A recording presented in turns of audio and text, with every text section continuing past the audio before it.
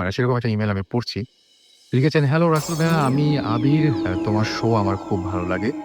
আমি ৮ মাস ধরে ভূত এফএম শুনছি। তাই আমার একটা ঘটনা আ আপনাদের সাথে শেয়ার করতে চাই।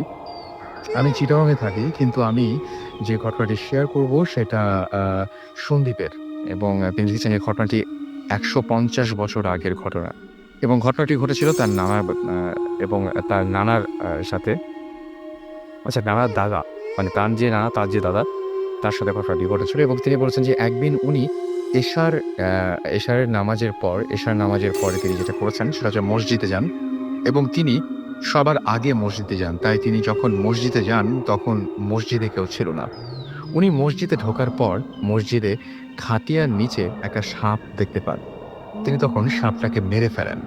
তিনি যখন মসজিদে বসেন, পেছন থেকে কেউ তার চোখ বেঁধে ফেলে। চোখ খোলার পর তিনি দেখতে পেলেন যে তিনি একটা চেয়ারে বসে আছেন। তার পাশে অনেকে কাঁদছে।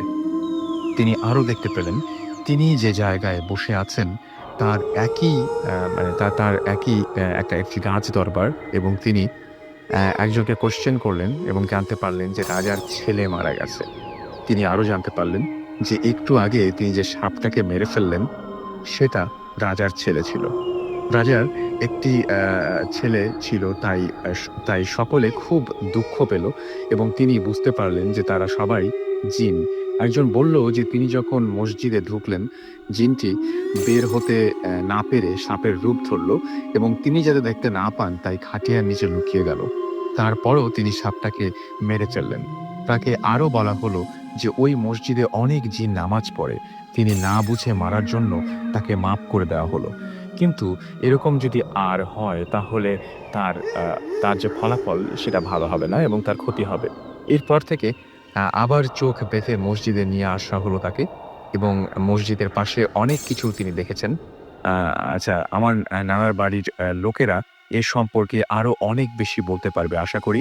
এই ফ্রাইডেতে আমার ঘটনাটি পড়া হবে। হ্যাঁ, আপনার ঘটনাটি পড়ে ফেললাম এবং আমি ঘটনাটি পড়ে ফেললাম এজন্যই যে সাপ নিয়ে এরকম ঘটনা ইনফেক্ট আমি আরো একজনের কাছে শুনেছি এবং আমি অনেকের কাছে শুনেছি যে জিনরা সাপের রূপ নিয়ে থাকে। এরকম ঘটনা আমি শুনেছি জন্যই আমি আবারও পড়লাম। এই ঘটনাটা অনেকের কাছে শুনেছি। এনিওয়েজ, আমি তো অনেক কিছুই পড়ে ফেললাম এবং অনেক কিছু বলে ফেললাম। এখন যারা গেস্টরা রয়েছেন তাদের বলার পালা এবং আমি ১ম এই আমি দেখতে পাচ্ছি একজন আমার সামনে বসে আছেন। আপনার নামটা একটু বলেন? আমি আরিফ। আরিফ। আচ্ছা, আরিফ কোথা থেকে এসছেন? আমি এসছি গুলশান ১ থেকে। গুলশান ১, খুব কাছে। আচ্ছা, সো আরিফ, আপনার জীবনে বেশ কয়েকটা ঘটনা আছে। তো কোনটা দিয়ে শুরু করবেন আপনি? আমি ১ম এ শুরু করছি ২০০২ সালের একটা ঘটনা। ওকে। আমি বেসিক্যালি চিটং এ, যদিও এখন ঢাকা থাকি। তো চিটং এ হঠাৎ করে আমার একটা আন্টি থাকেন। ২০০২ সালে সম্ভবত সেটা নভেম্বর বা ডিসেম্বরের ঘটনা। তো উনি ব্রেইন স্ট্রোক করে মারা গেলেন যে রাতে। তখন প্রায় রাত ৮ঃ০০ ৮:৩০। তো ফ্যামিলির সবাই মিলে ডিসিশন নিল যে রাতেই লাশটা দেশের বাড়ি নোয়াখালী ওনাদের, নোয়াখালীতে নিয়ে যাওয়া হবে। তো সেভাবেই প্রস্তুতি নেওয়া হচ্ছিল। আচ্ছা। তো যেহেতু অনেক দূরের পথ, সেক্ষেত্রে একটা কাফিন আনা হলো এবং লাশটা সেখানে রেখে বরফ এবং কিছু চা পাতা দেওয়া হলো। কাফিনের উপরে যে ঢাকনাটা থাকে, যে ঢাকনাটা আমি নিজেই কাফিনের উপর লাগালাম এবং ওই ঢাকনাটা পুরোটাতে আমি প্রায় ১০ থেকে ১২ টা প্যাক, প্রায় ৪ ইঞ্চি পেরেক আমি দিলাম। পুরো ঢাকনাটা বেশ ভালোভাবে আটকালাম। তো রাতে প্রায় ১১ টার দিকে আমরা রওনা দিলাম। একটা লাশের গাড়ি আর একটা বিচমো মাইক্রো ছিল। আচ্ছা। তো আমরা কিছু দূর যাওয়ার পর ফেনী মহিপাল ওখানে সেহরি খাওয়ার জন্য আমরা হোল্ড করি। আচ্ছা। তো হোল্ড করার পর আমরা সবাই লাশটাকে গাড়িতে রেখে সবাই হোটেলে ঢুকে তাড়াহুড়ো করে কিছু খেয়ে নিলাম। খেয়ে দেন আবার আমরা যাত্রা শুরু করি। কিছু দূর যাওয়ার পরই আমরা দেখতে পেলাম যে লাশের যে গাড়িটা আছে, সে গাড়িটার সামনে বারবার বেশ কিছু কুকুর দেখতে পেলাম। আমি লাশের গাড়িতেই ছিলাম। তো বেশ কিছু কুকুর দেখতে পেলাম এবং ড্রাইভার গাড়ি চালাতে পারছিল না। বারবার ব্রেক কষছিল। তো একটা পর্যায়ে পিছনে যে মাইক্রোটা ছিল সে চালাতে পারছিল না। সে যার কারণে আমাদেরকে ক্রস করে সামনে চলে গেল। তো মহিপাল ক্রস করে একটু সামনে যাওয়ার পর একটা জায়গা আছে, সেটা হচ্ছে সিলোনিয়া বাজার বলে। সিলোনিয়া বাজারের খুব কাছাকাছি যখন ওখানে একটা ব্রিজ আছে, ওই ব্রিজে উঠার আগে হঠাৎ করে আমাদের গাড়িতে, দ্যাট মিনস লাস্ট যে গাড়িটাতে ছিল আসিন, সেই গাড়ির সামনেই একটা হঠাৎ করে কুকুর পড়ল। তো ড্রাইভার সেই ক্ষেত্রে কুকুরটাকে সেভ করতে পারল না। কুকুরটার উপর দিয়ে গাড়িটা নিয়ে গেল এবং সাথে সাথেই মানে ঘটনাটা আসলে তখন কিভাবে কি হলো জানি না। তার উইদিন 10 সেকেন্ড আমরা দেখতে পেলাম যে গাড়ি সহ আমরা সাথে পাশে একটা ক্যানেল ছিল। তো ক্যানেলে গাড়ি সহ পড়ে গেল ব্রিজের উপর থেকে একদমই নিচে। তো আমরা সবাই ব্যথা পেলাম, বাট সে সময় ব্যথাটা উপলব্ধি করার মতো অবস্থা আমাদের কারোই ছিল না। এবং গাড়ির ব্যাক যে ডোর থাকে সেটা অটোমেটিকলি ওপেন হয়ে গেল। আফটার দ্যাট দেখতে পেলাম আমি যখন পা মাটিতে ঠেকলো তখন বুঝতে পারলাম যে আমার পানি আমার নাক সমান। আচ্ছা, সেখানে। তো প্রচুর শীত ছিল সে সময়। আমি শীতে কাঁপছিলাম। তখন দেখলাম যে সবাই মানে সবাই চিৎকার চেঁচামেচি করছে যে, "লাশ ধরো, লাশ ধরো।" পাশে তাকিয়ে দেখলাম যে কাফিনের ঢাকনাটা খোলা। কাফিনের ঢাকনাটা উপরে পানিতে ভাসছে এবং লাশটা যেহেতু আপনার কাপড়টা হোয়াইট হয়ে থাকে যার কারণে রাতে খুব বেশি ফুটে উঠেছিল এবং দেখলাম যে মানে অদৃশ্য কিছু টেনে নিয়ে যাচ্ছে পানির উপর ভাসমান অবস্থায়। ভাসমান অবস্থাটা চলে যাচ্ছে এবং বলা বাহুল্য। বায়ন পানিতে যে টেনে নিয়ে যাচ্ছে মানে শীতের দিন এমনি তো স্রোত থাকার কথা না। তারপর এটা খাল ছিল। বাতাস ছিল না, কোনো বাতাস ছিল না। বাতাস বলতে খুব হালকা বাতাস যেটা শীতের রাতে হয়ে থাকে। মানে সেরকম কোনো কিছু ভাসিয়ে নিয়ে যাবে সেরকম কোনো বাতাস ছিল না। এবং লাশটা যে ভাসিয়ে নিয়ে যাচ্ছিল এটা বলা যায় অনেক সময় যেমন পানির উপরে আমরা দেখতে পাই যে অনেক সময় কচুরিপানা ভাসিয়ে নিয়ে যাচ্ছে বা বাঁশ ভাসিয়ে নিয়ে যাচ্ছে, অনেকটা সেরকম। মানে লাশটা পানিতে ডুবছিল না। পানির উপরে অর্ধেক ভাসমান অবস্থায় লাশটা মানে কেউ টেনে নিয়ে যাচ্ছে এভাবে উড়ে যাচ্ছিল, বাট কাউকে দেখা যাচ্ছিল না। তো সবাই তখন খুব তাড়াহুড়ো করে লাশ ধরো, লাশ ধরো। সবাই পানিতে শীতের রাত সবাই মিলে লাশ ধরলো। লাশ ধরে মানে সবাই চেষ্টা করছে টেনে লাশটাকে উপরে তোলানোর জন্য। ১ম অবস্থায় যেটা হলো সেটা হচ্ছে যে লাশটা যখন আমরা টানছিলাম বা আমাদের দিকে লাশটা খালের উপরে রোডে উঠানোর জন্য, তখন মনে হচ্ছিল যে বিপরীত সাইড থেকে কেউ একজন আমাদের লাশটাকে অন্যদিকে মানে বিপরীত সাইডে আমাদের বিপরীত সাইডে লাশটাকে টেনে নিয়ে যেতে যাচ্ছে। আচ্ছা। তো ১ম অবস্থায় আমাদের কিছুটা বেগ পেতে হয়। দেন আমরা লাশটাকে টেনে মাটিতে উঠালাম এবং দেন ওই গাড়িটা আর সেই রাতে উঠানো সম্ভব হয়নি। তো সেক্ষেত্রে আমরা ওখানে ইনস্ট্যান্ট আরেকটা গাড়ি ম্যানেজ করে আমরা রাতেই রওনা দেই। তো এই বিষয়টা আসলে আমাদের সবার জন্যই অনেকটা ভয়ানক ছিল। অনেক ভয়ানক ছিল এবং আপনি যেটা বলেছেন সেটাতে আমি অনেক চিন্তা করছি এটা যে আপনি বললেন যে পেরেকটা যদি অন্য কেউ মারতো তাহলে মানে আপনি নিজে নিজেই মানে আমি ওখানে আসলে আমাদের উনাদের খুব একটা বেশি গেস্ট মানে রিলেটিভ কেউ ছিল না চিটং এ।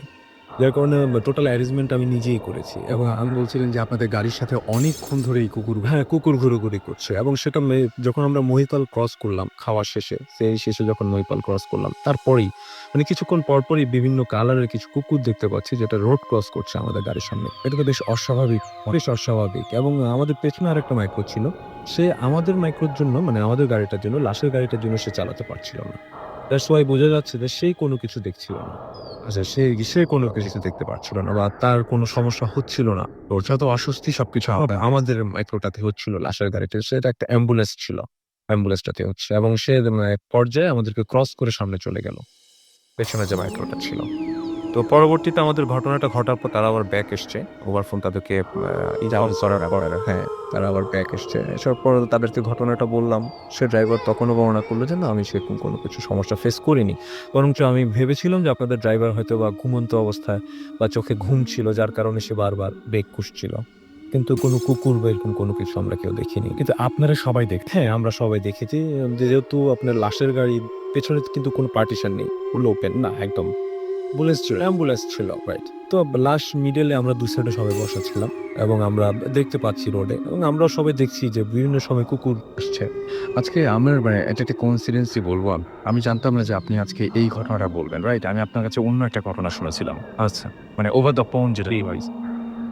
সো আমি আজকে মানে দুপুরবেলার দিকে আসলে মানে আমি রাস্তা দিয়ে আসার সময় হঠাৎ করে দেখলাম যে আমি গাড়ি জানালা দিয়ে দেখলাম যে পাশে একটা অ্যাম্বুলেন্স মানে অ্যাক্সিডেন্ট হয়েছে এবং অ্যাম্বুলেন্সটা একদম মানে পুরো ভঁচকে গেছে এবং সেটা ওরকমভাবে মানে ভঁচকে এক জায়গায় এরকম রেখে দেওয়া হয়েছে যেটা হসপিটাল, সেই হসপিটালের অ্যাম্বুলেন্স এবং সেই হসপিটালের সামনেই অ্যাম্বুলেন্সটা রাখা। তো আমি খুব অবাক হলাম। আমি খুবই অবাক হয়েছি এবং আমি অবাক হয়ে ভাবলাম যে অ্যাম্বুলেন্সও আরে এটা হয় নাকি? বাট আজকে রাতেই আবার আপনি এসে বলছেন ঠিক একই ধরনের ঘটনা। মানে আমার কাছে খুব অদ্ভুত লাগছে। আমি শুনে খুব অবাক হলাম যে আসলে বিষয়টা হচ্ছে যে আমাদের সবসময় আমাদের মুরুব্বিরা বলে থাকেন যে লাশ অনেক সেনসিটিভ একটা জিনিস। আর অ্যাম্বুলেন্স বেসিক্যালি পেশেন্টের সাথে, সাথে লাশও ক্যারি করে। তো হতে পারে এখানে কোনো রিলেভেন্ট আছে, কোনো সংযুক্তি আছে। সেটাই। আমরা পরবর্তী ঘটনায় যাব এবং আমাদের সাথে আরও একজন গেস্ট এখানে আছেন, তার কাছ থেকে শুনি। আপনি আপনার নামটা বলবেন প্লিজ। আমার নাম অংশু। অংশু কোথা থেকে এসছে? আমি ভূতের গলি থেকে এসেছি। ভূতের গলি থেকে এসছেন। ভূতের গলি মানে নামটাই বেশ মানে কি বলবো তাৎপর্যপূর্ণ এখানে, তাই না? ভূতের গলিতে কি আসলে ভূত আছে?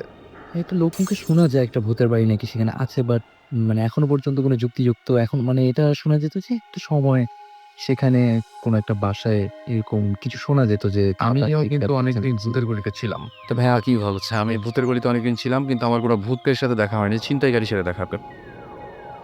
সো যাই হোক আমরা ঘটনায় যাই। ১ম এ কোন ঘটনা দিয়ে শুরু করছি আমরা? ঘটনাটি তাজমহল রোডে একটি বাসা, দোতলা বাসা নিয়ে আচ্ছা। এবং একটা পরিবার নিয়ে। তো এই যে বাসাটা, এই বাসাটা অনেক পুরানো একটা বাসা ছিল। ঘটনাটা ঠিক ৯০ দশকের দিকে একটা ঘটনা। অনেক আগের। অনেক আগে বলতে পারেন যে এই যে বাসাটা ছিল, এই বাসাটা যে পরিবারটা যখন বাসাটা ভাড়া নেয়, তারা অনেক কম ভাড়ায় অনেক বড় একটা বাসা পেয়ে যায় আরকি। তো তারা এই বাসাতে উঠার পর থাকে কয়েকদিন, ১টি সপ্তাহ কেটে যায়। তারপর যে অদ্ভুত ব্যাপার-স্যাপারটা ঘটে যেটা, সেটা হচ্ছে যে ওই পরিবারের যে স্বামী-স্ত্রী ছিলেন, তো স্বামী-স্ত্রীর যে রুমটাতে বৃহস্পতিবার রাতে আর শনিবার রাতে দেখা যায় যে রাত ঠিক ৩টার সময় ফ্যানের সুইচ অন থাকা সত্ত্বেও দেখা যায় যে ফ্যান অফ হচ্ছে। অফ হয়ে যাওয়ার পর ঠিক ১ ঘন্টা একটা গ্যাপ থাকে। আবার ৪টার সময় ফ্যান অন হয়েছে। আচ্ছা। তো মানে এটা হয়তো মনে করে যে এটা একটা পুরান বাসা। সো এখানে হয়তোবা কোনো সার্কিটের কোনো প্রবলেম আছে দেখেই এরকম প্রবলেম হইতে পারে। কিন্তু পরবর্তীতে ইলেকট্রিশিয়ান দেখানোর পর দেখা যায় যে বাসায় আসলে সেইখানে কোনো মানে প্রবলেম নেই। কিন্তু সেই ঘটনাটা তারা পরপর ২-৩ সপ্তাহ অবজার্ভ করে যে রাত ৩টার সময় ফ্যান অফ হয়ে যায় আর ৪টার সময় অন হয়ে যায়। ঠিক ১ ঘন্টা গ্যাপ থাকে, তারা সুইচ মানে ওই সময় ইলেকট্রিসিটি নিশ্চয়ই যায় না। না, চায় না। মানে তারা অন্য সুইচ অন করে টেস্ট করে যে আসলে ইলেকট্রিসিটি গেছে নাকি। লাইট জ্বলে, সবকিছুই ঠিকঠাক, বাট ফ্যান অফ হয়ে থাকে। তো এই ঘটনাটা তারা মানে অতটা গায়ে লাগায়নি, অত পাত্তা দেয়নি। তো তারপর তারা একটা জিনিস নোটিস করতো যে তাদের যে রান্নাঘরটা ছিল, রান্নাঘরের দেয়ালের ৪ কোণ সবসময় একটা লালচে আভা থাকতো। মানে একটা তাদের দেওয়ালের রংটা ছিল অনেকটা হলুদ মতো। তো সেটা লালচে হয়ে থাকতো। তারা রিজনটা বুঝে না কেন এটা হয়। লালচে থাকে সবসময়। তো এটা দেখছে তারা লালচে। একটা পর্যায়ে বাসার মানে দেওয়ালের রং হলুদ হয়ে যায় আবার কোনা। কিন্তু আবার দেখা যায় যে লালচে হয়ে গেছে। তো একদিন রাতে সেই বাসায় যে মহিলাটা ছিলেন, তিনি রান্নাঘরে যান। রান্নাঘরে অনেক রাতে তার কোনো একটা প্রয়োজনে রান্নাঘরে যেতে হয়েছিল। তখন তিনি রান্নাঘরে যেয়ে নোটিস করলেন দেয়ালের একটা কোণায় যে সেখানে বিন্দু কি যেন জ্বলছে। অনেকটা রক্তের মতো লাল। আচ্ছা। তো বিন্দু জ্বলছে, সেই লাল বিন্দু এক পর্যায়ে দেওয়ালের একদম উপরের কোণা থেকে আস্তে নিচে দেয়ালের মানে মাটি মেঝে পর্যন্ত এসে থামলো। থামার পর সেই রক্তটা মানে রক্ত বলবো না ঠিক, মানে ওরকম লাল জিনিসটা দেয়ালের হলুদ রঙের সাথে মিশ খেয়ে গেল। তারপরে তার চোখ গেল দেয়ালের আরেক কোণার দিকে। সেখানেই মানে সেম ঘটনাটা ঘটলো। তো এটা দেখে মহিলাটা বেশ ভয় পেয়ে গেল। তিনি এটা তার স্বামীকে বললেন। স্বামী এটা মানে কি মানে ওর স্বামীও দেখা গেল যে এই ব্যাপারটাকে অতটা গুরুত্ব দিলেন না একদমই। কিন্তু মানে বাসার যে মানে এই বাসায় যে মেইন উপদ্রবটা যে শুরু হলো সেটা হচ্ছে একটা ঘটনার পর। বাসায় যে ২ টা ছোট ছেলে ছিল, তা সেই বাসার সামনে একটা ছোট উঠান ছিল। সেই উঠানের সামনে খেলতো, সবসময় খেলতো। তো একটা দিন তারা খেলছে, মাগরিবের আজান পড়ে গিয়েছে। কিন্তু তারা তখনও খেলছে। ওকে। খেলতে ছোট ছেলেটা বল করছে এবং বড় ছেলেটা ব্যাট করছে। তো একটা পর্যায়ে দেখা গেল যে ছোট ছেলেটা বল করার পর বড় ছেলেটা ব্যাট দিয়ে হিট করে বলটা অনেক দূরে পাঠিয়ে দিল। তো ব্যাপারটা ছিল এরকম যে বাসার সামনে একটা উঠান ছিল। উঠানের সামনে একটা রাস্তা। রাস্তার ঠিক ওই পাশে অনেক ঝোপ আগাছার মতো। তো বলটা গিয়ে সেই ঠিক ঝোপ আগাছার কাছে গিয়ে পড়েছে। তারপর বড় ছেলেটা ছোট ছেলেটাকে মানে আদেশ করলো যে, "যা বলটা নিয়ে আয়।" তো সে তখন বলটা নিতে গেল। বলটা নিতে বড় ছেলেটা উঠানের এই সাইড থেকে সে দেখতেছে যে ছেলেটা যাচ্ছে, রাস্তা পার হলো, ঝোপের কাছে গেল। ঝোপের কাছে যাওয়ার পর সে দেখতে পেল যে তার ছোট ভাই ঝোপের দিকে একদৃষ্টে তাকিয়ে আছে অনেকক্ষণ, ২-৩ সেকেন্ড, ৪-৫ সেকেন্ড। তারপর চিৎকার করে সে ওখানেই পড়ে গেল। আচ্ছা। তারপর তো সে কাছে গিয়ে তার চিৎকার চেঁচামেচি করে সে বাড়িওয়ালা, বাবা মা সবাইকে ডাক দিল। ডাক দেওয়ার পর ছোট ছেলেকে ঘরে নিয়ে গেল। ঘরে নিয়ে যাওয়ার পর একটা পর্যায়ে তারপর তার যখন জ্ঞান ফেরার পর ছেলেরা বিড়বিড় করে একটা কথাই বলে, মাথা, মাথা। মানে সে আর কিছু বলছে না, মাথা। মানে তো অনেকক্ষণ তার মানে সে স্বাভাবিক হতে পারছে না অনেকক্ষণ ধরে। সে যখন স্বাভাবিক হলো, তখন তার কাছে শুনলো যেটা তার সারমর্মটা এরকম যে সে যখন ঝোপটার কাছে গেল, সে গিয়ে দেখলো যে বলটা ঘুরছে। বলটা পড়েছে, বলটা ঘুরছে এবং তার ঠিক এক হাত সামনে একটা মাথা, কাটা মাথা, তার মানে ঠিক যেন তার দিকে মানে সেই মাথার চেহারা অনেক বীভৎসভাবে কাটাছেঁড়া করা, যেন তার দিকে চেয়ে বলছে, ইঙ্গিত করে বলছে যে আয় আয় কাছে আয়, মানে অনেকটা ইঙ্গিতটা এরকম। তো এটা শুনে আসলে অনেক ভয় পেয়ে গেছিলেন ওই বাসার যে সদস্যদের 4 জন ছিলেন। কিন্তু আসলে ওই সময়টাতে তারা এরকম একটা মধ্যবিত্ত পরিবার মানে শিফট করেনি। আসলে অনেক প্রতিকূলতা থাকা সত্ত্বেও শিফট হয়নি। তা আমি যেটা বলেছিলাম যে মেইন সমস্যাটা তারপর থেকে শুরু হয়েছে যে এই মাথাটা দেখার পর থেকে। তারপর দেখা গেল যে ওই পাশে যে কর্তা ছিলেন উনি তার অফিসে যাওয়ার আগে রেডি হচ্ছিলেন। রেডি হওয়ার সময় তিনি আয়নার সামনে তার চুল ঠিক করছিলেন। একটা পর্যায়ে তিনি দেখলেন যে আয়নার এক সাইড থেকে রুমের এক সাইড থেকে আরেক সাইডে সাট করে যেন কি সরে গেল। তো তিনি ঘুরলেন, ঘুরে দেখলেন কিছু নেই। আর এটা তো একটা ছোট রুম ছিল। যদি বড় রুম হতো তাহলে হয়তো কোনো বিড়াল বা কুকুরের মতো কোনো জিনিসকে আড়াল করতে পারত। কিন্তু ছোট রুম, এখানে আড়াল করার কোনো প্রশ্নই আসে না। তো তিনি হয়তো চোখের ভুল মনে করে তিনি আবার তার মানে আয়নার দিকে নজর দিলেন। তারপর তিনি দেখলেন যে সাইডে সাপ করে তিনি সরে যেতে দেখলেন, ওই সাইড থেকে এই সাইডে আবার ব্যাক করলো জিনিসটা। কালো মতো খুব তাড়াতাড়ি। আচ্ছা। তো এইটা একটা ঘটনা ছিল। ঘটনাটা তবে এরকম কিছু হতো দেখা যেত যে ওদের বাসায় যখন কোনো গেস্ট আসতো, হুম, হুম। তারা সেই বাসা থেকে বিদায় নেওয়ার আগে একটা জিনিস বলতো যে, "তোমাদের বাসায় আসলে কিছু একটা আছে।" যে তোমাদের বাসায় মানে এরকম একটা মানে ঝামেলা মানে তারা ওরাও কোনো ধরনের কোনো ঝামেলা একটা ফেস মধ্যে তারাও মানে এরকম ফিল করতো আরকি সেটা। আর ব্যাপারটা হচ্ছে তারা একটা পর্যায়ে দেখা যেত যে ও যেটা একটা ঘটনা স্কিপ করে গেলাম যে, আমি বলেছিলাম বৃহস্পতি শনিবার রাতে ফ্যান অফ হয়ে যেত। এরকমই বৃহস্পতিবার শনিবার রাতে হঠাৎ করে যে স্ত্রী ছিলেন, স্ত্রী হঠাৎ করে জেগে উঠছে। জেগে ওঠার পর তিনি শুনতে পেলেন যে একটা অপার্থিব গোঙানির শব্দ ভেসে আসছে। আচ্ছা। তিনি গোঙানির শব্দ শুনে তার স্বামীকে জানালেন। তিনিও শুনলেন গোঙানির শব্দ। তারপর শব্দটা এমন আর্তনাদ করছে একজন, কাঁদছে। মানে ব্যাপারটা এরকম যে কাউকে যখন মানে মেরে ফেলার সে যেন মৃত্যুর মুখোমুখি হয়ে যায়, তখন যে তার বাঁচার একটা আকুলতা থাকে, সে ব্যাপারটা এরকম অনেকটা। তো তারা তারা খুব অবাক হয়ে লক্ষ্য করলেন যে এটা ঠিক ওই বৃহস্পতিবার শনিবার রাতেই হয়। তো এরকম তারপর তারা রীতিমতো অশরীরী কিছুর উপস্থিতি অনুভব করতে লাগলেন। কেউ একা থাকতে পারত না। সবাই রুমে কেউ একা থাকতে পারত না। দেখা যেত যে সবাইকে একসাথে থাকতে হচ্ছে। আচ্ছা।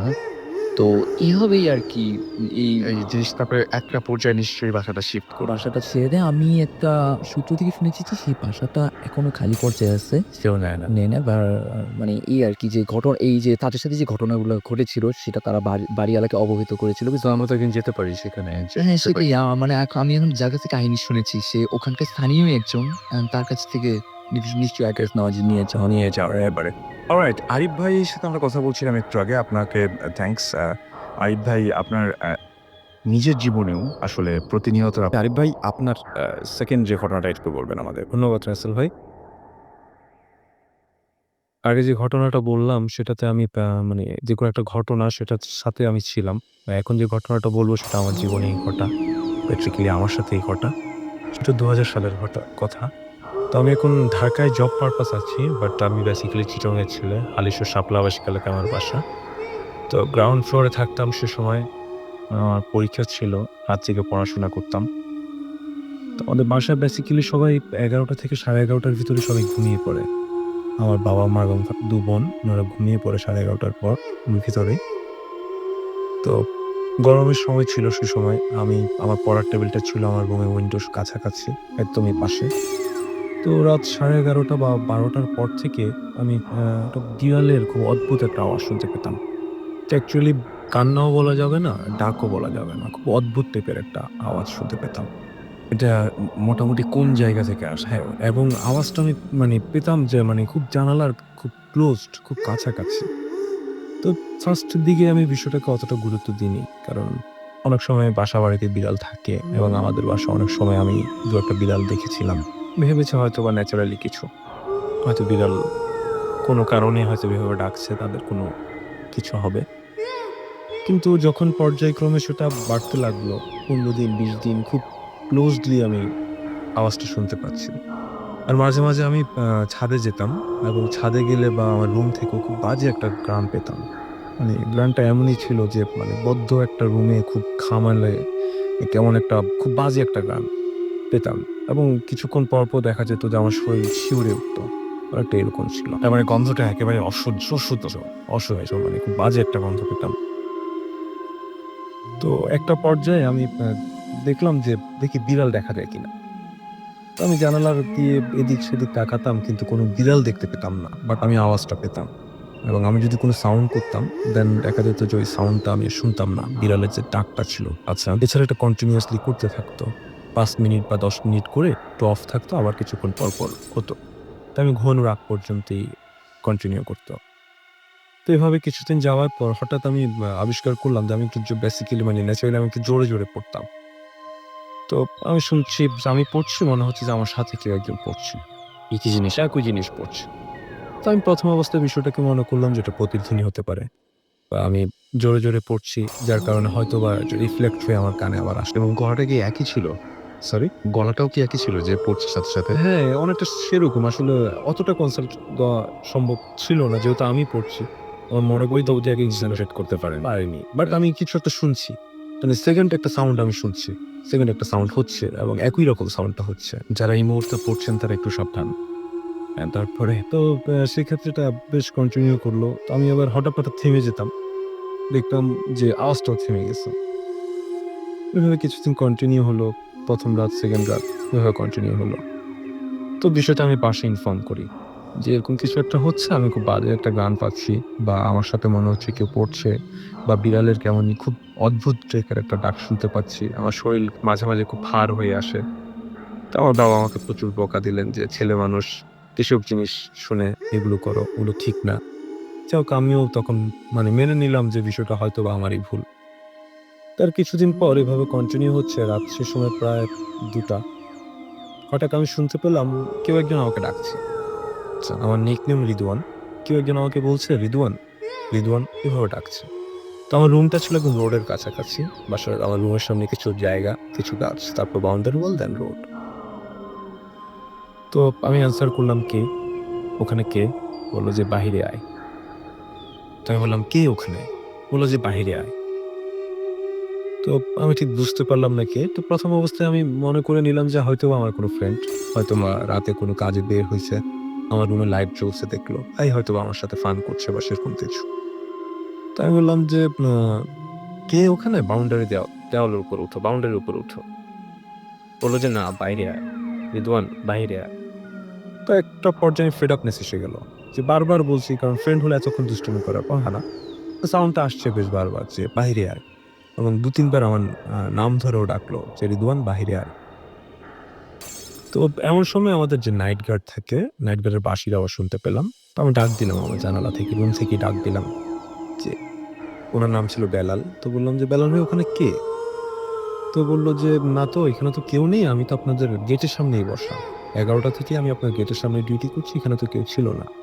তখন আমি একটু গরম গলায় বললাম যে, "আপনি আমার সাথে আপনিও মিথ্যে কথা বলছেন না কেন? এখানে কে আমাকে বলেন?" সে আমারে তো আবার বলল যে, "না রিদওয়ান ভাই, আপনার ভুল হচ্ছে। এখানে কেউ ছিল না। আমি এখানে মিস্টার।" তো আমি বললাম যে, "আমি যে কথা বললাম কিছু কি আপনি শুনছেন?" বলল যে, "না, আমি কিছু শুনতে পাইনি। আপনি কি আমাকে ডাকছিলেন?" তো আমি বললাম যে, "না, আপনাকে ডাকিনি, বাট আপনি কিছু শুনতে পাননি?" বলল যে, "না, আমি কিছু শুনতে পাইনি।" তো আসলে যখন নাইট গার্ড জেনারেলি আমার সাথে ফান করবে না, ডেফিনিটলি। বাট যখন আমি তাকে সেকেন্ড টাইম আবার আস্কিং করলাম, তখনও সে আমাকে একই উত্তর দিল। বেশ সিরিয়াসলি উত্তর দিল। তখন আমি একটু ভয় পেয়ে গেলাম। যাক, আমি উইন্ডো ক্লোজ করে শুয়ে পড়লাম এবং সকালে বাসায় আবার জানালাম, নোটিস করলাম, বাট সেম আগের মতোই আমার বাবার বকা খেতে হলো। তো এভাবে কিছুদিন চলছে। একদিন রাতে আমার এক্সাম সে সময় চলছিল। আমি সে সময় মানে লং টাইম আমি বিড়ালের ডাকটা শুনতাম এবং সবসময় নিজেই একটা ভয়ের ভিতর থাকতাম, বাট কারোর সাথে শেয়ার করতে পারতাম না। এভাবে কিছুদিন যাওয়ার পর আমার এক্সাম শুরু হলো। তো এক্সামের মাঝখানে একটা গ্যাপ ছিল। 3 or 4 ডেজ একটা গ্যাপ ছিল। ওই গ্যাপের দিন আমার রুমের একটু দূরেই আমার বোনদের রুম, ডাইনিং স্পেস, তার পাশে আমার বোনদের রুম। তো রাতে সে সময় প্রায় ১২টা বাজে। আমার বাবা শুয়ে পড়ছিলেন অন্য একটা রুমে, পুরো ঘরের লাইট অফ করা। জাস্ট আমি আমার বোনদের রুমে ছিলাম এবং ওই রুমে লাইট অন ছিল। সেখানে আমার ২ বোন, আমি এবং আমার মা বসে গল্প করছিলাম। আচ্ছা। তো ডোরের যে রুমের যে ডোরটা ছিল সেটা আবজানো ছিল। ফুল বন্ধ ছিল না, কিছুটা খোলা ছিল। কথা বলছি, বাট আমার চোখ হয়তোবা এমনিতেই মানে চারদিকে তাকাচ্ছি সেই হিসেবে দরজার যে ফাঁকটা ছিল ওদিকে চোখ গেল। তো ফার্স্ট টাইম দেখতে পেলাম যে একটা বডি পূর্ণাঙ্গ একটা মানুষের শরীর। সেই জায়গাটা শুধু ওই বডিটা একটা টি-শার্ট শরীরে যতটুকু অংশ এটুকু। এবং আমি এই জায়গাটা একটু থামিয়ে আমি সবাই যারা শুনছেন তাদেরকে বলতে চাই যে, এই যে আপনি বডির বর্ণনা দিচ্ছেন, আরো একজন গেস্ট বাইরে অপেক্ষা করছেন, যিনি কিছুক্ষণ আমাদের সাথে জয়েন করবেন। তিনিও এরকম একটা মানে জিনিস দেখেছেন। আচ্ছা, হতে পারে। তো একটা ফিগার দেখতে পেলাম। ফিগারের জাস্ট দেখা যাচ্ছে যে একটা টি-শার্ট যতটুকু শরীরে যতটুকু অংশ আবর্তিত থাকে, অতটুকু অংশ হোয়াইট। আচ্ছা। এছাড়া আর কিছুই দেখা যাচ্ছে না। বাট ওই একটা ফিগার দেখা যাচ্ছে, মাথা দেখা যাচ্ছে না বা কোনো কিছুই দেখা যাচ্ছে। জাস্ট একটা হোয়াইট টি-শার্ট দেখা যাচ্ছে। ওই বডিটা রান করছে আ আমাদের ডাইনিং স্পেস থেকে আমার রুমের দিকে। সে খুব দ্রুত হেঁটে ডাইনিং স্পেস থেকে আমার রুমের দিকে চলে যাচ্ছে। ১ম বার আমি দেখলাম। ভাবলাম যে আমি রুমে আলোতে আছি, অন্ধকারে এরকম কিছু হতেই পারে, চোখের ভুল। ফার্স্ট বার আমি এভয়েড করলাম। সেকেন্ড টাইম আমি আবার দেখলাম, সেম জিনিস। থার্ড টাইম আমি আবার দেখলাম সেম জিনিস। দেন আমি নোটিস করলাম আমার মাকে। যে, "মা, আমি এরকম কিছু একটা দেখছি।" মানে বিষয়টা আমার কাছে একটু অস্বাভাবিক লাগছে। যে একবার ভুল হতে পারে, পরপর ২-৩ বার। তো মা আমাকে বললেন যে, আসলে এই কয়দিন কিছু ঘটনার কারণে তোমার হয়তোবা মনে জিনিসটা গাঁথা হয়ে গেছে। সেরকম কিছু ঘরে হওয়ার কথা না। কারণ ঘরটা বন্ধ করা আছে। আমরা মুসলমানরা যেভাবে বয়ান করি, হ্যাঁ, নতুন ঘরে উঠার পরেও।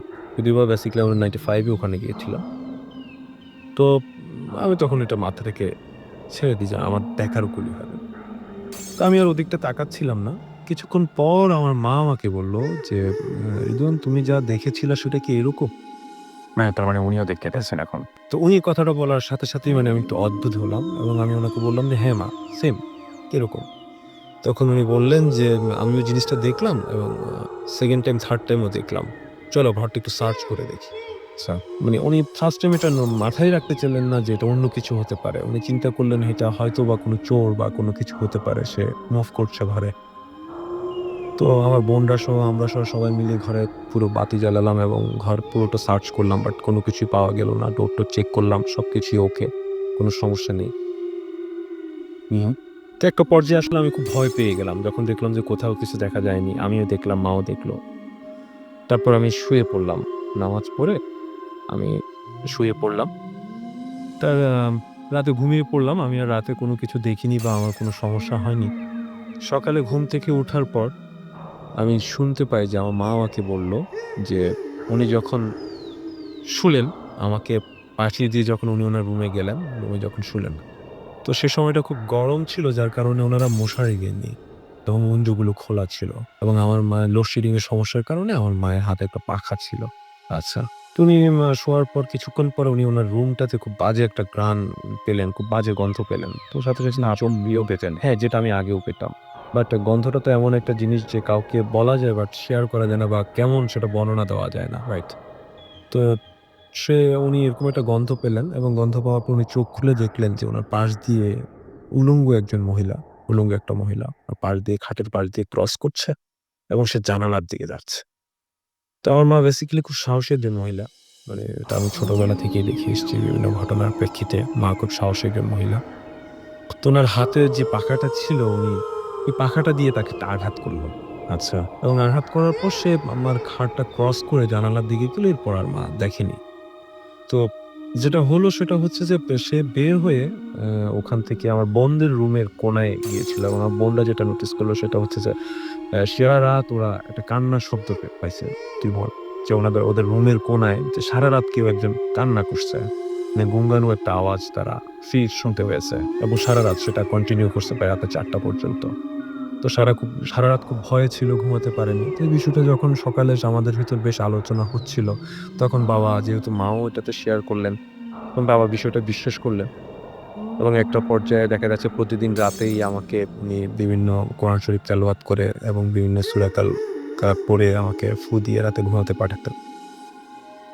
তো এভাবে কিছুদিন কন্টিনিউ হলো। তখন আমি মাঝে, মাঝে দেখা যেত ওই যে বাড়ির ঘ্রাণটা পেতাম বা বিড়ালের ডাকটা শুনতাম। বাট আমি আর কখনো ফিজিক্যালি কিছু দেখিনি তখন পর্যন্ত। তো একদিন রাত সে সময় প্রায় ১:৩০। আমি হাত ধোয়ার জন্য ওয়াশরুমে গেলাম। ওয়াশরুমে যাওয়ার পর আমি ওয়াশরুমে ঢুকলাম, ঢুকে বেসিন অন করলাম। বেসিনের যে পাইপটা ছিল, পাইপটা খুললাম। খোলার পর দেখছি যে পাইপে পানি পড়ছে না। তো আমি বেশ বিরক্ত হলাম যে, যেহেতু ওটা আমাদের নিজেদের বাসা, যে রাতে পানি তোলা হয়নি কেন? বাট ওই সময় কাউকে কিছু বলার মতো ওয়ে ছিল না, সবাই ঘুমিয়ে পড়েছিল। তো হালকা একটু পানির আশায় আমি আরেকটা পাইপ অন করলাম। তো পাইপ অন করার পর আমি যেটা দেখলাম সেটা হচ্ছে যে, আমি যে পাইপটা অন করছি সেই পাইপটা দিয়ে যেটা অন করেছে। হ্যাঁ, ট্যাপটা অন করেছি। সেটা দিয়ে পানি পড়ছে না। বাট টিভিএস যে আমি বেসিনের যে ক্যাডাটার ছিল সেখান দিয়ে পানি যাচ্ছে এবং বেশ ফ্লুয়েন্টলি পানি পড়ছে। মানে পানি যদি না থাকতো ট্যাঙ্কিতে তাহলে এতটা জোরে স্পিডে পানি পড়তো না। তো বিষয়টা আমার কাছে একটু অদ্ভুত লাগলো যে, এতক্ষণ পানি পড়লো না, এখন পানি পড়ছে। তখন আমি আরেকটা ট্যাপ ছিল সেটা অন করলাম। ওটা অন করার পর দেখছি যে ওই ট্যাপটা দিয়ে পানি পড়ছে না, বাট টিভিএস ২ টা ট্যাপ দিয়ে পানি পড়ছে। বিষয়টা একটু অসঙ্গতিপূর্ণ মনে হলো আমার কাছে। আমি একটু ভয় পেয়ে গেলাম। আমি ট্যাপগুলো বন্ধ করে হাত ধুয়ে শুতে আসলাম। শুয়ে পড়লাম।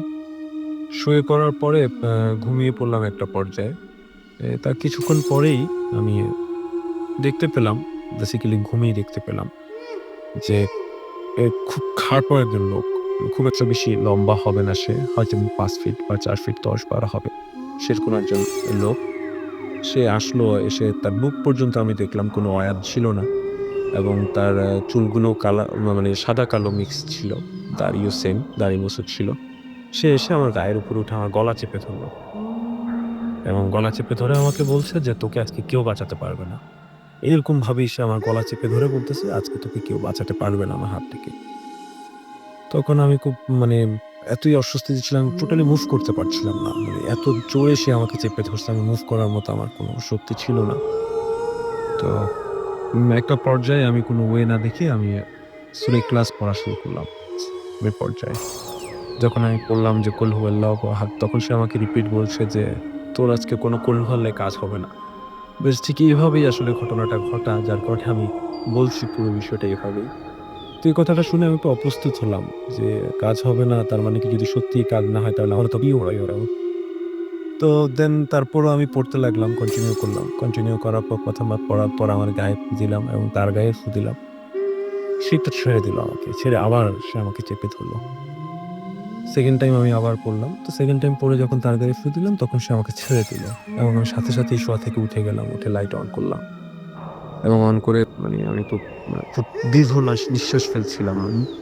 একটা অপ্রস্তুত হয়ে গেছিলাম এবং দেখতে পেলাম যে গ্লাসে আমার পুরো গলাটা কেমন জানি লাল হয়ে আছে। মানে আপনি যে গলা চেপে ধরেছিল এটা আপনি সকালে উঠে সে সকালে না, ইনস্ট্যান্ট মনে তখন আমি তখনই যখন সে আমাকে ছেড়ে দিল তখনই আমি উঠে গেছি। মানে বিষয়টা এমনই ছিল যে তখন আমি নিঃশ্বাস নিতে পারছিলাম। আমার মনে হচ্ছিল যে নিঃশ্বাসটা আমার বুকে এসে বাধা খাচ্ছে। তখন আমি নিঃশ্বাস নিতে পারছিলাম না। তো সাথে, সাথে উঠে আমি লাইট অন করলাম। লাইট অন করে আমি গ্লাসে দেখলাম যে আমার পুরো গলাটা লাল হয়ে আছে। মাকে জাগালাম এবং সারারাত মোটামুটি মায়ের সাথে বসেছিলাম। এভাবে রাত পাস করলাম। দেন পরদিন একটা হুজুর এনে আমাকে একটা তাবিজ দেওয়া হলো। যেটা বেসিক্যালি বালিশে দেওয়া হয়েছিল আরকি। তো যাই হোক, এর ২-৩ দিন পর একদিন রাত ১০টা ১০:৩০ আমি বের হলাম ঘর থেকে। Residential area. জেনারেলি রাত ৯টা ৯:৩০ পরেই সবাই ঘরে চলে যায়। রাস্তাঘাট অনেকটা নীরব হয়ে যায়। আমি দেখতে পেলাম যে হঠাৎ করে সামনে থেকে একটা কালো কুকুর আসছে। ফ্লুয়েন্টলি তো আমি ভাবলাম যে স্ট্রিট ডগ। আমি অতটা মাথায় নিলাম না বিষয়টা। এসে দেখলাম যে সে আমাকে ক্রস করলো। ক্রস করে সে আমার চারপাশে ঘুরছে। তো জিনিসটা দেখার সাথে, সাথে যেহেতু এর আগে বেশ কিছু ঘটনা হয়েছে এবং কালো কুকুর সম্পর্কে আমরা সবাই কম বেশি জানি যে জিনিসটা আসলে আমাদের কাছে একটা অড জিনিস, কালো কুকুর। সবাই ভয় পায়, তার উপর রাতের বেলা। তো সেক্ষেত্রে আমি সাথে, সাথেই দোয়া পড়া শুরু করলাম। দেখার সাথে, সাথেই, যেহেতু এর আগেও বেশ কিছু ঘটনা ছিল। তো আবার সাথে, সাথে দেখলাম যে কুকুরটা গায়েব হয়ে গেল। আমি আর কুকুরটা দেখতে পেলাম না। এরপর আমার কোনো সমস্যা হয়নি। তো কিছুদিন ক্রস করার পর আমি এক্সাম শেষ হলো, অ্যাডমিশন নিলাম, সব কিছু নেওয়ার পরে আমি আমার ছাদে একটা ফার্ম দিয়েছিলাম, মশাল ফার্ম দিয়েছিলাম, যেটাকে লেয়ার মুরগি একটা ফার্ম দিয়েছিলাম। সেখানে বেসিক্যালি একটা মুরগি ছিল প্রাইমারি স্টেজে। আর লেয়ার মুরগিগুলো যেটা হয় সেটা হয় যে ওগুলোকে খাঁচায় রাখতে হয়। আপনার খাঁচায় রাখতে হয়, প্রত্যেকটা খাঁচায় ৫টা করে মুরগি ছিল, সেভাবে খাঁচা করা, ১ তলা ২ তলা ৩ তলা খাঁচা করা। তো দুপুরে মুরগি ফার্মের কাজ সব কমপ্লিট করে আমি বাসায় এলাম। ঠিক মাগরিবের আজানটা দিল। সেই সময়ে হঠাৎ করে দেখছি যে উপরে মুরগিগুলো প্রচুর ডাকাডাকি করছে। প্রচুর ডাকাডাকি করছে। তো ডাকাডাকি শুনে আমি খুব দ্রুত ছাদে গেলাম। ছাদে যেয়ে ফার্মে ঢুকে দেখলাম যে ৫টা মুরগি রাখলাম যে খাঁচায়। ওই খাঁচায় দেখছি যে প্রায় ৮ থেকে ১০টা মুরগি। খাঁচার গায়ের উপর আরেকটা, একটা গায়ের উপর আরেকটা। ৮-১০টা মুরগি ফ্লোরে এবং অসংখ্য মুরগির পাখা চারদিকে রাজডিগা ছড়িয়ে ছিটিয়ে আছে এবং এখনো তখনও বাতাসে উঠছিল। তো সাথে, সাথে দেখি এটা খুব তো স্বাভাবিক একটা ক্যালকুলেশন ছিল আমার কাছে, যেহেতু প্রত্যেকটা খাঁচার দরজা আমি তার দিয়ে বেঁধে রেখেছিলাম। So something is wrong, otherwise এটা পসিবল না। যেখানে ৫টা মুরগি সেখানে ১০টা মুরগি হয়ে যাওয়া, মুরগি ফ্লোরে থাকা, পশমে রঙে ওড়া। তো আমি কিছুক্ষণ ওখানে ওয়েট করে বাসায় আসলাম। মুরগিগুলো ঠিক করে রেখে আসলাম। আবারও একই ঘটনা ঘটলো। এভাবে ২-৩ বার ঘটলো। পরের দিনও সেম ঘটনা ঘটলো। তো পরবর্তীতে হুজুর এনে ওই জায়গাটা, ওই ঘরটাও বন্ধ করানো হলো। তো ফাইনালি যেটা হলো যে আসলে ২ বার হুজুর আনা হয়েছিল এবং ২ জনের বর্ণনা ছিল ২ রকম। সো একজনের বর্ণনা ছিল এরকম যে এটা হিন্দুদের একটা চিতার জিন। হিন্দুদের চিতায় জানকে। আচ্ছা, বিষয়টা এভাবেই বললেন যে হিন্দুদের যেখানে লাশ ওদের যেই মৃতদেহ যেখানে পোড়ানো হয়, ওই মৃতদেহগুলোতে কিছু জিন থাকে। তো ওইরকমই একটা জিন, যে জিনটার মাথা হয় না। ওনাদের বেসিক বক্তব্যটা এরকমই যে এদেরকে বলা হয় যে মাথা ছাড়া জিন। সেরকমই কোনো জিন আমি কোনো চিতার সামনে দিয়ে আসার সময় আমি তার নজরে আসি এবং সে আমার পিছে লাগে আমার ক্ষতি করার জন্য। এক হুজুরের বর্ণনা ছিল এরকম। এবং আরেকটা হুজুর বর্ণনা করলেন এটা এরকমই যে আমাদের অ্যাকচুয়ালি সমাজ ব্যবস্থায় কিছু জিনিস প্রচলিত আছে যেটাকে বলা যায় তাবিজ। এগুলো আছে। তাবিজ সবারই হ্যাঁ। এটা অবশ্য আমরা এভয়েড করতে পারি না, কারণ নবীর জীবনেও সেটা হয়েছিল। তো আরেক হুজুর নোটিস করলেন বিষয়টা এভাবে যে আমাকে কেউ, আমাদের কোনো রিলেটিভের ভিতর কেউ তাবিজ করেছেন যে একটা জিন দিয়ে যাতে আমার ক্ষতি করে। এই জিনটা আমার ক্ষতি করবে, ক্ষতি করার জন্য। তো সেরকম কিছু তো এরপরে আমার শরীরে বেশ কিছু তাবিজ ঝুলিয়ে দেওয়া হলো। যদিও বা ১ম অবস্থায় আমার বাবা-মা সেটা বিশ্বাস করছিলেন না। তো কিছুদিন আমি সেটা দেখিনি। তবে বেশ কিছুদিন পর আমি হঠাৎ একদিন রাতে একটা এরিয়াতে রেল লাইন ধরে হাঁটছিলাম। সো আমি আমার ফ্রেন্ডের সাথে দেখা করতে যাচ্ছিলাম। রেল লাইন ধরে হাঁটছিলাম। তো হাঁটার একটা পর্যায়ে হঠাৎ করে দেখলাম রেল লাইনের পাশে একটা গাছ ছিল। ওটাকে আমাদের দেশে যে কাঁটাওয়ালা একটা গাছ ছিল। ওই গাছটা অর্ধেক কাটা ছিল। আমি হাঁটছি রেল লাইন ধরে। হঠাৎ করে মনে হলো যে ওই গাছটার উপর আমি কিছু একটা দেখতে পেলাম। যে কোনো একটা ফিগার দেখতে পেলাম মনে হলো। বাট ওটা স্পেসিফিকলি আমি কোনো কিছু দেখিনি। একটা ফিগার দেখতে পেলাম যে গাছের উপর বসে আছে, আমার দিকে চেয়ে আছে, সেরকম কিছু। তো আমি এটা দেখেই সাথে, সাথে একটু স্ট্রেঞ্জ হলাম, দাঁড়িয়ে গেলাম। পরে ভালোমতো দেখলাম। আর দেখিনি ওকে। জাস্ট আমি অ্যাজাম্পশন করলাম যে এখানে কোনো একটা কিছু ছিল। তো এরপর থেকে আসলে আমি আর কোনো কিছু অনুভব করিনি। সো এই ছিল আরিফ ভাইয়ের ঘটনা এবং আমরা এর মাঝখানে বেশ কিছু এসএমএস পেয়ে গেছি। অনেক কিছু অমীমাংসিত আসলে আরিফ ভাইয়ের এই ঘটনাটাতে এবং উনি অনেক কিছু নিজেও বুঝতে পারেননি। এবং আপনাদের জীবনে এরকম অসংখ্য ঘটনা আছে আমি জানি এবং আপনি আজকে বাসা থেকে বের হয়ে, এখন অবশ্য অনেক রাত, টু লেট, বাট কালকে যদি আপনি বের হন, বের হয়ে আপনি যেকোনো মানুষ, ১ম যে মানুষটিকে বাসার সামনে পাবেন তাকেও যদি আপনি জিজ্ঞেস করেন যে, "ভাই আপনার কাছে কি কোনো ঘটনা আছে এরকম প্যারানরমাল কোনো ঘটনা?" সেও বলবে যে হ্যাঁ, হয় তার জীবনে ঘটেছে অথবা কেউ তাকে বলেছে অথবা জানা আছে তার।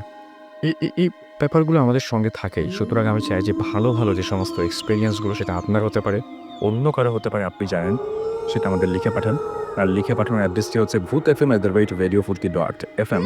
এখানে আপনি পাঠাতে পারেন এবং নাম, ঠিকানা, ফোন নাম্বার সহ অবশ্যই পাঠাতে হবে। যে এমন এক টেলিফোন নাম্বার দিবেন যে টেলিফোন নাম্বারে আপনাকে পাওয়া যাবে।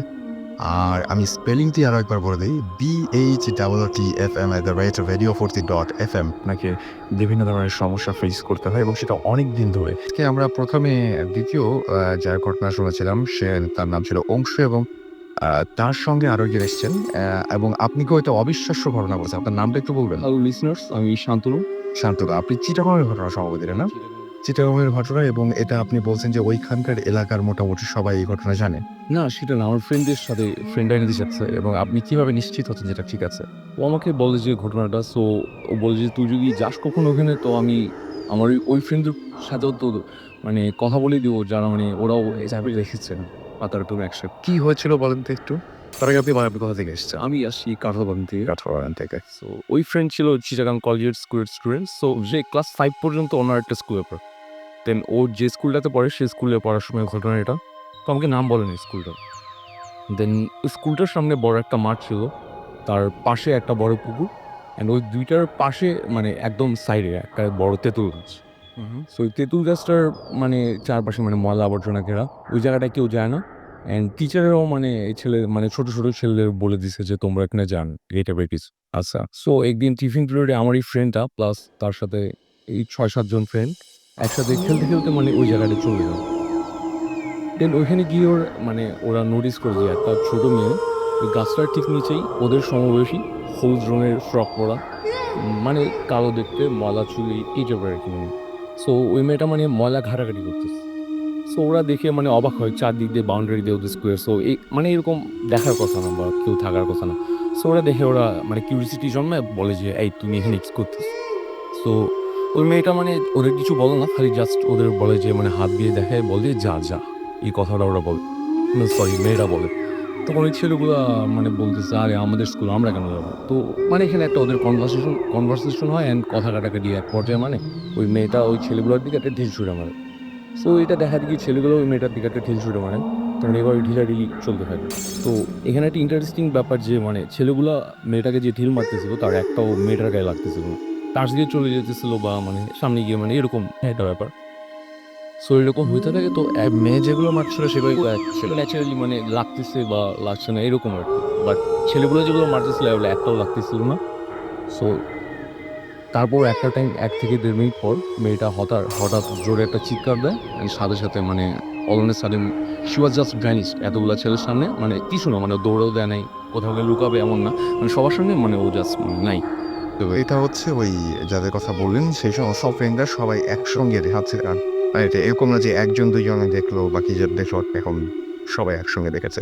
Alright, thank you. এবং আমি যে এই ঘটনা শোনার সময়ই অংশু আমাকে বলছিলেন যে তিনিও এটা নিয়ে ইন্টারেস্টেড। তিনি জানেন যে এই ঘটনাটা আসলে যিনি বলেছেন তিনি খুব মানে অ্যাসিওর করেছেন আপনাকে যে ঘটনাটা সত্যি। রাইট।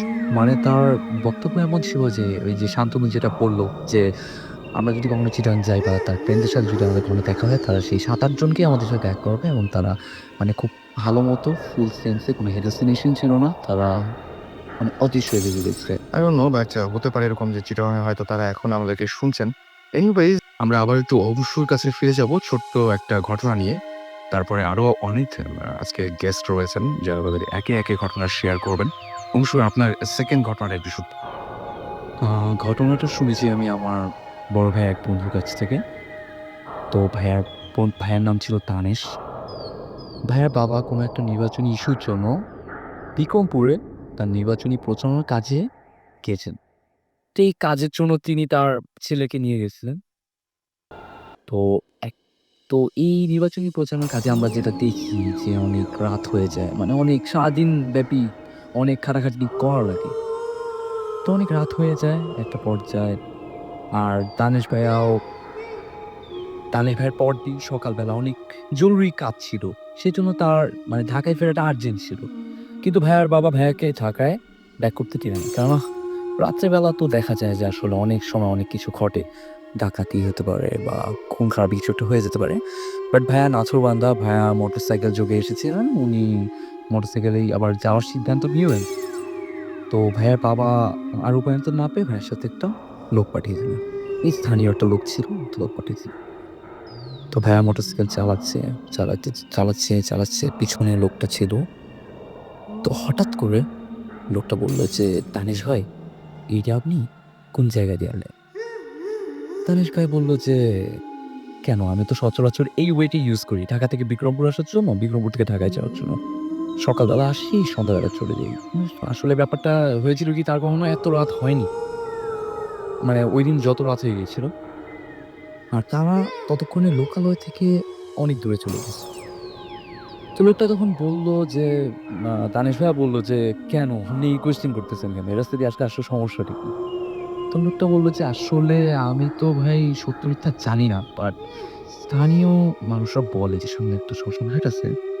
এই শ্মশান ঘাটে অনেক রাত ১২টা-১টার পরে অনেক মানে অমঙ্গলজনক ব্যাপার-স্যাপার ঘটে, অশুভ ব্যাপার-স্যাপার ঘটে।" তো এইটা শুনে শ্মশান ভাইয়া না সরি দানেশ ভাইয়া অতটা করেনি। মানে গুরুত্ব দেয়নি। মফস্বল শহরের মানুষ কি না কি শুনে লোক মুখের কথা শোনা বিশ্বাস করছে। এইটা তো এইভাবে তারা মোটরসাইকেল চালাচ্ছে ভাইয়া। তো তা তো আগেই বলেছি লোকালয় থেকে অনেক দূরে চলে এসেছি। কেননা একটা সময় বাতি জ্বলছিল বা মানুষজনের চলাচল দেখছিলেন। এখন নাই। পুরা নিস্তব্ধতা, শীতের রাত। তো রাস্তায় তাদের বাইক চলছে। কানিশ ভাইয়ের সামনে, পিছনে লোকটি। তো হঠাৎ করে একটা কান্নার শব্দ। যেন বেজে ভেসে আসছে। নারী কণ্ঠ। গ্রাম অঞ্চলে আমরা গ্রাম অঞ্চলে কেউ মারা গেলে যখন একজন আহাজারি করে কাঁদে। ব্যাপারটা ঠিক নারী কণ্ঠর যে মানে কান্নার স্বরটা ছিল, টোনটা ছিল সেরকম। দানিশ ভাইয়া তো ভয় পেয়ে গেলেন যে আসলে কি ব্যাপার? এখানে তো কোনো লোকালয় নেই। মানে লোকালয় নেই, এখানে কান্নার শব্দটা আসলো কোত্থেকে? হুম? নারী কণ্ঠটা ঠিক যেন পিছে ভেসে, ভেসে আসছে। ঠিক যেন মানে ভাইয়া বাইকটা থামালেই যেন দেখতে পাবেন যে কান্নার সোর্সটা আসলে কোথায়। এভাবে চলতে একটা পর্যায়ে নারী কণ্ঠের সাথে যুক্ত হলো পুরুষ কণ্ঠ। একটা পুরুষ কাঁদছে। ঠিক সেইরকম টোনেই কাঁদছে আহাজারি করে। তো মানে মোট মিলিয়ে ব্যাপারটা খুব অপার্থিব হয়ে গেল যে নারী পুরুষ কণ্ঠ একসাথে কাঁদছে। রাইট। আর ভাইয়া পিছনের লোকটি ভাইয়াকে শক্ত করে চেপটেছে। ও সরি, এখানে একটা কথা স্কিপ করে গেছি আমি। যে লোকটি ভাইয়াকে বলেছিলেন যে, "দানেশ ভাই, আপনারে একটা কথা কইয়া রাখি, যদি আপনি এরকম কোনো শব্দ শুনেন যে তাহলে আপনি বাইক থামাবেন না, আপনি ডানে বামে তাকাবেন না, আপনি পিছেও তাকাবেন না। এমনকি আমি যদি আপনারে ডাকও দিই, আপনি আমার ডাকও শুনবেন না।" তো এই পর্যায়ে দানিশ ভাই তো প্রচন্ড ভয় পেলেন। লোকটা ভাইয়াকে আরো শক্ত করে ধরল। যেন একটা সতর্কবাণী দিয়ে দিল যে, "আপনাকে যেটা বলছি ওটা শুনেন। সামনে শুধু সামনে তাকিয়ে আপনি বাইক চালান।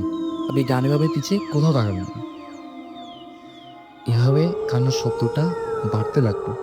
আমি বলেছিলাম নারী কণ্ঠ, পুরুষ কণ্ঠ, এভাবে আস্তে মানে যেন মানুষের সংখ্যা বাড়ছে যে আস্তে ব্যাপারটা এমন হয়ে গেল যে একটা পরিবারে যখন কেউ মারা যায় তখন সবাই মিলে একত্রে কাঁদলে যে রোল উঠে কান্নার ব্যাপারটা ঠিক সেরকম একটা হয়ে গেল। মানে মোট মিলিয়ে তো ব্যাপারটা মানে বুঝতেই পারছেন কিরকম একটা মানে অবাস্তব পরিবেশের সৃষ্টি হয়ে যায়।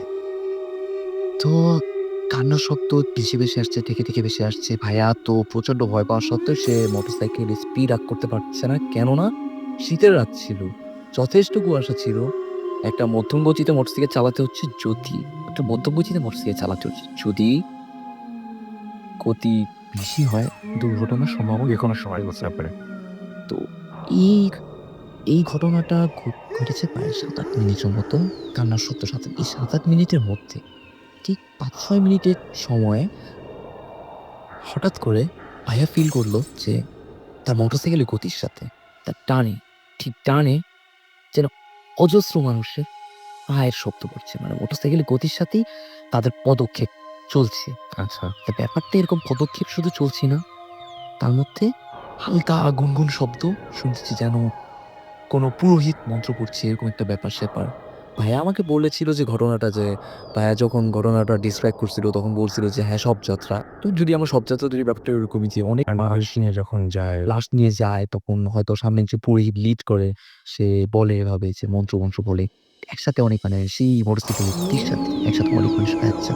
যতজন বলেছিলাম কান্নার শব্দটি স্থায়ী হয়েছিল ৭-৮ মিনিট পর্যন্ত। ৭-৮ মিনিটের যে ৫-৬ মিনিট, ওই ৫-৬ মিনিট মানে মোটমাট ২-৩ মিনিট এই পায়ের শব্দ একটু ফিরতেছে এবং এটা এতটা কাছে ছিল মানে তার তিনি বলেছিলেন যে ভাইয়া যে মানে মনে হচ্ছিল যে মানুষগুলো যেন ঠিক একদম তার ঘেঁষ দিয়ে হেঁটে যাচ্ছে। পায়ে একদম গায়ে গায়ে ঘিস দিয়ে হেঁটে যাচ্ছে, মানে এরকম মানে একটা ভয়ানক পরিবেশের মধ্য দিয়ে একটা পর্যায়ে আস্তে আস্তে আমি যে বললাম ৭-৮ মিনিট, ৭-৮ মিনিট শেষে কান্নার শব্দও থেমে আসলো, পদক্ষেপের শব্দও মন্থর হয়ে গেল এবং একটা পর্যায়ে ভাইয়ার পিছনে যে লোকটা ছিলেন তিনি তো দেখতে পেলেন সামনে একটা লাইট দেখতে পেলেন। লাইট দেখে উনারা বুঝতে পারলেন যে হ্যাঁ, হয়তোবা আমার জায়গাটা ট্রেন হয়ে আসছে, আমার জায়গাটা পেয়ে। এই ঘটনার পর ভাইয়া আসলে অনেক অসুস্থ হয়ে যায়। ঘটনাটা ঘটেছিল অ্যাপ্রক্সিমেটলি ১.৫ বছর আগে। ভাইয়া ঘটনাটি আমাকে বলেছে এই ৫-৬ মাস আগে। এটাই ছিল আমাকে ওদের মা। Thank you so much Anshu. আবারও আপনার কাছে ফিরে আসবো। আপাতত আমরা আরেকটা ঘটনায় যাই। হ্যালো লিসেনার্স, আমি তুষার বলছি। তো আমার যে ঘটনাটা, সেই ঘটনাটা আমার এক ফ্রেন্ড, আমার ফ্রেন্ডের নাম হচ্ছে শ্যামলী। তো সে আমাকে যেভাবে বলেছে সেভাবে বলছি আর কি। তো আমার ফ্রেন্ডের বাড়ি হচ্ছে কিশোরগঞ্জ। কিশোরগঞ্জে ওর এক ফ্রেন্ড আছে, ঘটনা বেশ আগে। ওর এক ফ্রেন্ড আসে, বাবার চাকরি বদলি হওয়ার কারণে, বাবার চাকরি বদলি হয়ে যাওয়ার কারণে ওকে আসতে হয়, মানে ওর ওই ফ্রেন্ডকে কিশোরগঞ্জে আসতে হয়। তো ওই ফ্রেন্ডটা, তখন ওর ফ্রেন্ডের মা ছোটোবেলায় মারা যায়। মারা যাওয়ার পর ওর বাবার ওয়াইফ মারা যাওয়ার পর আর বিয়ে করেন। তো দেন তার বিয়ের কথা চলছে। আর এদিকে ওই ছোটো মেয়েটা ওর মা না ঠিক অ্যাকচুয়ালি একটা মহিলাকে প্রায় সে নিজে দেখে, যে মহিলাটার চেহারা দেখা যায় না, সাদা কাপড় পরে আসে এবং তার চুলগুলো মাথার সামনে দিয়ে থাকে, তার চেহারা দেখা যায় না। আচ্ছা। তো এই মেয়েটা এই কথাটা খুব নর্মালি দেখে। সে ভাবে যে সে যেমন দেখছে এই মহিলাকে অন্য সবাই সেভাবেই দেখছে। তো সে স্কুলে যাচ্ছে, ক্লাস করছে, একইভাবে সে মহিলাটাকে পাশে দেখছে। মহিলাটা এক দৃষ্টিতে তার সাথে বসে ক্লাস করছে, সবই নর্মাল। তো সেও খুব নর্মালি নিচ্ছে। একদিন হঠাৎ রাতে তার ঘুম ভেঙে দেখে যে তার হাতটা ওই মহিলার চুলের উপর। তো এত রাতে একটা বাচ্চা মেয়ে এরকম একটা ব্যাপার দেখে খুব ভয় পেয়ে যায়। ভয় পেয়ে খুব চিল্লাচিল্লি শুরু করে। তার চিল্লাচিল্লিতে তার পরিবারের সবাই তার কাছে চলে আসে। চলে এসে তাকে জিজ্ঞেস করে। দেন সে বলে যে, "আমি এরকম একটা মহিলা দেখেছি, এরকম ফিগার, এরকম চুল সামনে পড়ে আসে।" তার এই কথা, বাচ্চা মানুষের এই কথা কেউ আসলে বিশ্বাস করে না। বিশ্বাস না করার কারণে সেও মোটামুটি মনঃক্ষুণ্ণ হয়। সে যতই বলছে তার কথা কেউই শুনছে না। তো সেও ব্যাপারটা নরমালি নিতে লাগলো। এভাবে কয়েকদিন গেল। তো একদিন তারা সব ওই বাচ্চা মেয়েটা তার ফ্রেন্ডরা মিলে লুকোচুরি খেলছে। তো লুকোচুরি খেলার যে পরিবেশটা ছিল, মানে যার বাসায় তারা লুকোচুরি খেলছিল, সে বাসায় একটা নতুন ওয়ার্ড্রোব নিয়ে আসে, যার একটা ডালা থাকে হোয়াটএভার। তো ওরা ওই মেয়েটা এবং তার এক ফ্রেন্ড মিলে ঠিক করে যে এরা দুজন ওয়ার্ড্রোবের ওই ডালার ভেতরে লুকিয়ে থাকবে এবং একটা সার্টেন টাইমে ওর ফ্রেন্ডটা ওকে তালা বন্ধ করে চলে যাবে যাতে কেউ ওকে দেখতে না পায়। তো যেভাবে তারা প্ল্যান করলো সেভাবে তারা ঢুকলো। ঢোকার পর দুই মানে দুই ফ্রেন্ডই দেখলো তাদের দুজনের মাঝখানে ওই মহিলাটা বসে আছে এবং একটা সার্টেন টাইমে ওই মহিলাটা ওর ফ্রেন্ডকে ধাক্কা দিয়ে ওয়ার্ডরোব থেকে বের করে দিল। আর ওই মেয়েটা ছিটকে বাইরে পড়লো। তো চিল্লাচিল্লি শুরু হয়ে গেল। ড্রয়ারের মধ্যেই দেখতে পেলেন যে ওই মহিলাটাকে। জি। ড্রয়ার দুজনই একসাথে, ওই মহিলাকে ড্রয়ারের ভেতর তিনজন একসাথে বসে আছে এমনভাবে দেখতে পেল। তো দুজনই খুব ভয় পেয়ে যখন চিল্লাচিল্লি করলো, তো ওই মহিলাটা ওকে ধাক্কা দিয়ে বের করে দিল। বের করে দেওয়ার পর চিল্লাচিল্লি হলো, বাসার মানুষজন আসলো। আসার পরে ওই ফ্রেন্ডকে জিজ্ঞেস করলো কী হয়েছে। ফ্রেন্ড তখন পুরো ঘটনাটা বললো। বলার পরে তখন ওর কথাটা সবাই বিশ্বাস করলো, কারণ একই জিনিস দুজন দেখেছে, এই কারণে বিশ্বাসযোগ্যতা বেড়ে গেছে। তো সবার কাছে ব্যাপারটা বিশ্বাসযোগ্যতা হওয়ার কারণে ওই যে মেয়েটা যে প্রায় দেখতো তাকে তাকে তাকে দেখানোর জন্য একটা তান্ত্রিক ডাকা হলো আর কি। তো তান্ত্রিক মোটামুটি দেখলো, দেখার পরে যেটা বললো সেটা হচ্ছে যে তাকে একটা ভালো আত্মা তার উপর ভর করেছে। ভর করা না ঠিক, তার সাথে সাথে থাকে, তাকে খুব পছন্দ করে।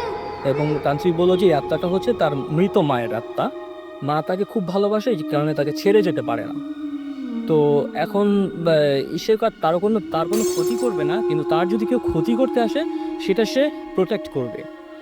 তো এইভাবে এখন ওই বাচ্চা মেয়েটার ফ্রেন্ডরা, প্যারেন্টস মিন্স বাবা, আত্মীয় স্বজন, ওরা বলছে যে এটা দরকার নেই, আমার মেয়ের সাথে এরকম আত্মার দরকার নাই। তো আপনি যদি কিছু করে সামহাও একে সরিয়ে নিতে পারেন সেটা বেটার হয়। তো তান্ত্রিক মোটামুটি তার ওয়েতে 4 রাস্তার মোড়ে নিয়ে গোসল করানো, তাবিজ কবজ করা, এরকম অনেক কিছু করে at last তাকে তার মেয়েটার কাছ থেকে তার মায়ের যে আত্মাটা সেটাকে সরিয়ে নেয়। এরপর থেকে মেয়েটা সাধারণত আর কোনো ওইরকম কোনো কিছু দেখেনি। অলরাইট। আমরা যে ঘটনাটা পড়ছিলাম শুনছিলাম আসলে সেই ঘটনাটা আমি আরেকটু সংক্ষেপে বলি। আসলেই মানে এই ছোট্ট মেয়েটি সবসময় একটা মানুষকে দেখতো যে মানুষটি মানে এরকম ধরনের একটা ব্যাপার ছিল যে সবসময় সাদা একটা পোশাক পরা একটা মহিলাকে সে দেখতে পেত। কেউ হয়তো বিশ্বাস করতো না তার কথা। একদিন দেখা গেল যে ২ জন মিলে একসঙ্গে দেখলো। আসলেই মানে বাচ্চারা খেলতে গিয়ে বা কোনো সময় যদি আপনি এরকম দেখেন যে ওয়ার্ডরোবের ভেতরে একটা মানুষ, তাহলে আপনার কেমন লাগবে? আসলে অনেক ভয় লাগার কথা। আমরা নতুন আরেকটা ঘটনায় যাবো এবং আমরা ওই যে বলছিলাম যে আপনাদেরকে যে অর্ধ মানুষ দেখা যায়। আমাদের সঙ্গে আরো একজন উপস্থিত আছেন। আপনার নামটা একটু বলবেন? হ্যালো লিসেনার্স, আমার নাম মিনহাজ। আমি সেগুনবাগিচা থেকে এসেছি। ওনার খুব ছোট্ট একটা ঘটনা আছে, সেই ঘটনাটা একটু শুনি। ঘটনাটা আমার বন্ধুর। আমরা আসলে একসাথে মাদ্রাসায় পড়তাম। তো মাদ্রাসার পাশে একটি তাল গাছ ছিল।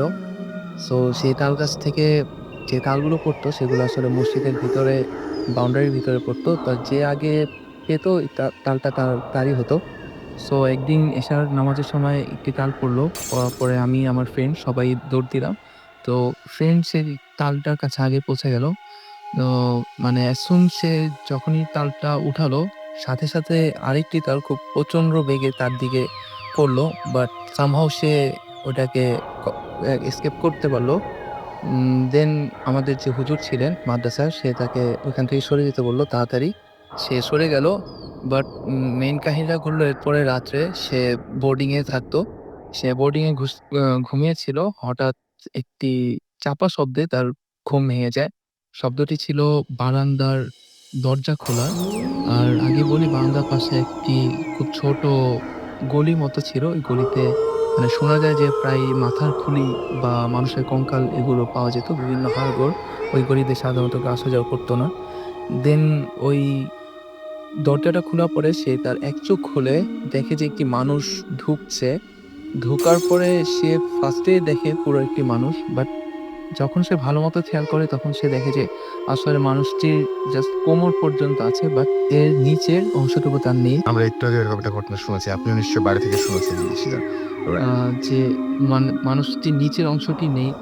বাট ও খুব মানে সাহসিকতার সাথে সে ঘুমের ভান ধরে পড়ে থাকে। বাট সে মানে জেগেছিল। বাট সে তার চোখ বন্ধ করে রাখে। আ এরপরে যেটা হয় যে, যেই অর্ধ মানুষটি ছিল সেটি পুরোপুরি তার উপরে এসে পড়ে। একদম মানে কাছাকাছি এসে অনেকক্ষণ তার উপরে ভেসে থাকে। বাট সে চোখ খোলেনি। তারপরে যেটা হয় যে ওই অর্ধ মানুষটি তার বুকের কাছে একটি খামচি দেয়। খামচিটা ৪ আঙ্গুলের। আমরা সবাই খামচিটা দেখেছি। খামচিটা দেওয়ার পরে ওই অর্ধ মানুষটি চলে যায়। তারপরে এর পরের দিন ঢাকা মানে অন্য এক জায়গা থেকে হুজুর আসে, জিন হুজুর। সেই জিন হুজুর এসে দেন বলে যে একটি খারাপ জিনের নজর পড়েছে তার উপরে। তারপরে তাকে পানি পাওয়া দেওয়া হয়। এরপরে এরপরে সে সুস্থ থাকে। আমরা তারপরের ঘটনায় চলে যাই, দেরি করব না। যেহেতু অনেক এখনো ঘটনা বাকি আছে। ছোট্ট যে ঘটনাটা সেটাই বলেন। শুরু করেন সেটা দিয়ে। পরে সময় পেলে আমরা আবার আমার নাম সোহান, সেগুনবাগিচা থেকে আসছি। আচ্ছা, আমি যে ঘটনা বলবো সেটা হচ্ছে আমার ছোট ভাইয়ের শিশির এশিয়ান। তো যেটা হয়েছে যে একদিন রাতে কোচিং করে আসতেছিলাম, 10 সাড়ে 10টা বাজবে। তো আসার সময় যেটা হয় যে আমার শিশির আমার ছোট ভাইয়ের ফ্রেন্ড মানে বলে যে ভাইয়া তোমার আহ, ভাইয়া তোমার ছোট ভাইয়ের কি অবস্থা এখন? আমি বললাম মানে কি হয়েছে? বলে যে না আমাদের সাথে একটা বাজি ধরছিল, তো ওটা করতে গিয়ে সে মানে দৌড়ে পালায় গেল কাঁদতে কাঁদতে, আর কিছু বললো না আমাদেরকে। তো আমি সাথে সাথে দৌড়ে যাই বাসা থেকে, নিচে থেকে ওকে ডাক দেই, তো নামে। তো আমি বলছি কি হয়েছে? তো এইভাবে ঘটনাটা বর্ণনা করে এইভাবে যে সে সে কোনো কারণে একটা বাজি ধরে ফ্রেন্ডদের সাথে। তো আমাদের যে স্কুল মাঠ আছে, স্কুল মাঠে আমরা আগেও যেটা শুনছি এখানে অনেক মানে ঘটনা হয় সেটা। আর এখানে না একটা মেয়ে সুইসাইড করছে অনেক আগে। তারপরে এখানে অনেক ঘটনা ঘটছে, অনেককে নাকি থাপ্পড়ও দেওয়া হয়েছে, এরকম ঘটনা আছে। তো সে 10টা বাজে বেড ধরে নামে, তো পুরো নামে নাই মানে মানে ঝুলন্ত অবস্থায় পেছনে তার মনে হয় যখন সে মাঠে লাফ দিবে এমন টাইমে তার মনে হচ্ছে পিছনে কিছু আছে। তো সে যখন ঘোরার পর দেখে যে একটা মেয়ে খাটো কালো করে সাদা একটা জুব্বার মতো পরা, চুলগুলো এলোমেলো খোলা। সেই গেটের ওপর অবস্থা যে দুটো স্কুলের মাঝে একটা গেট আছে, ওই গলিটার ভিতরেই মানে আমার শুনি যে জায়গাটা খারাপ। ওই গেটের উপর কাঁটা দেওয়া, ওই কাঁটার উপরে দাঁড়ানো, হ্যাঁ, অস্বাভাবিকভাবে দাঁড়ানো এবং সে মাথা ঝুলাচ্ছে। মানে ও বললো যেটা যে জিকির, আমার কাছে মনে হচ্ছে জিকির করতেছে। তো সে দেখার সাথে সাথে সে পড়ে যায়, খুব জোরে পড়ে, সে আঘাত পায় অনেক। এরপরও মানে ভয়ে সে কোনো রকম টপকে আবার যায়। তো ওই অবস্থায় সে কাঁদতে কাঁদতে দৌড়টা দেয়। তো তার কোনো ইয়া থাকে না, সে কাঁদতে কাঁদতে দৌড় দিয়ে ডাইরেক্ট বাসায় চলে যায়। তারপর আমি এটা দেখার পর আমি বলছি ফাইলামি করতেছি। তো ওকে আমি ওর বুকে হাত দিই, তখন খুব মারাত্মক অবস্থা। পরে দাদিকে ব্যাপারটা বলি, তুমি মুরব্বী মানুষ, ওরা ভালো বুঝে। তো উনি বলছে ঝেড়ে টেড়ে দেয় আর বলছে যে পরদিন ওকে নিয়ে যাবে ঝাড়াইতে। তো ব্যাপার আরও বেশি ইন্টারেস্টিং ব্যাপারটা হচ্ছে ওকে যখন নিয়ে যায়, আমার ফুপু নিয়ে যায়, তো এটা হস্তিন দালান নিয়ে যায় শিয়া মসজিদে আর কি। যেটা তো ইমামকে আমার ফুপু বলে যে ও তো ভয় পাইছে, ওকে একটু ছেড়ে দেয়। তখনই মানে ওর দিকে তাকিয়ে ইমামের মানে এভাবে বলে যে আহ, আহ, तुझे हिंदी बोलता है कि तुझे पहचान लिया, तू दूर रहे उससे, दूर रहे, मैदान में हुआ, मैं सब देख चुका हूँ, मैदान में हुआ, तो उससे दूर रहे।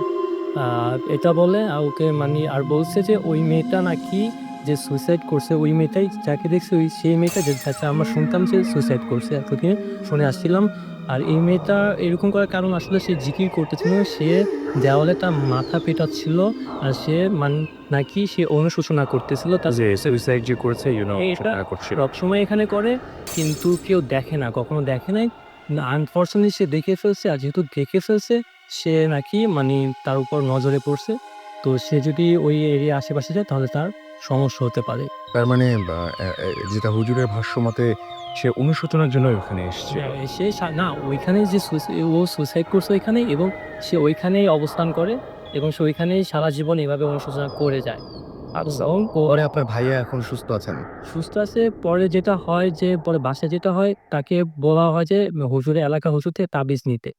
তো তাবিজ নেওয়া হয়, তাবিজ সে পরে রাতে যখন ঘুমায়, সকালে উঠে তার গলায় তাবিজ পাওয়া যায় না। মানে ব্যাপারটা হচ্ছে ওই ব্যাপার তাবিজটা নাই। সে নিজে খোলে না নিশ্চয়ই। না, না, সে ঘুমাতে উঠছে, পায়নি। আম্মুকে বলে, আম্মু অনেক খোঁজা হয়েছে পায়নি। তো যেটা ওবার হুজুরকে বলে, তো ভাবছে হারিয়ে গেছে, বাচ্চা মানুষ রাখতে পারেনি, গলায় ছিল।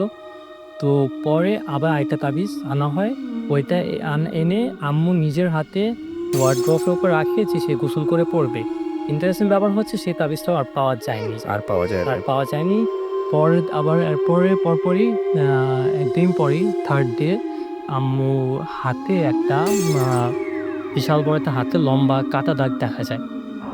সকালে ঘুম থেকে উঠে কাটা দাগটা লম্বা, মানে খামচি দাগ, এক আঙ্গুলের দাগ দেখা যায়। তো ওইটা মানে ওই ঘটনার পরপরই এরকম এটা শুরু হয়, ব্যাপারটা মানে র্যাপিডলি শুরু হয়েছে।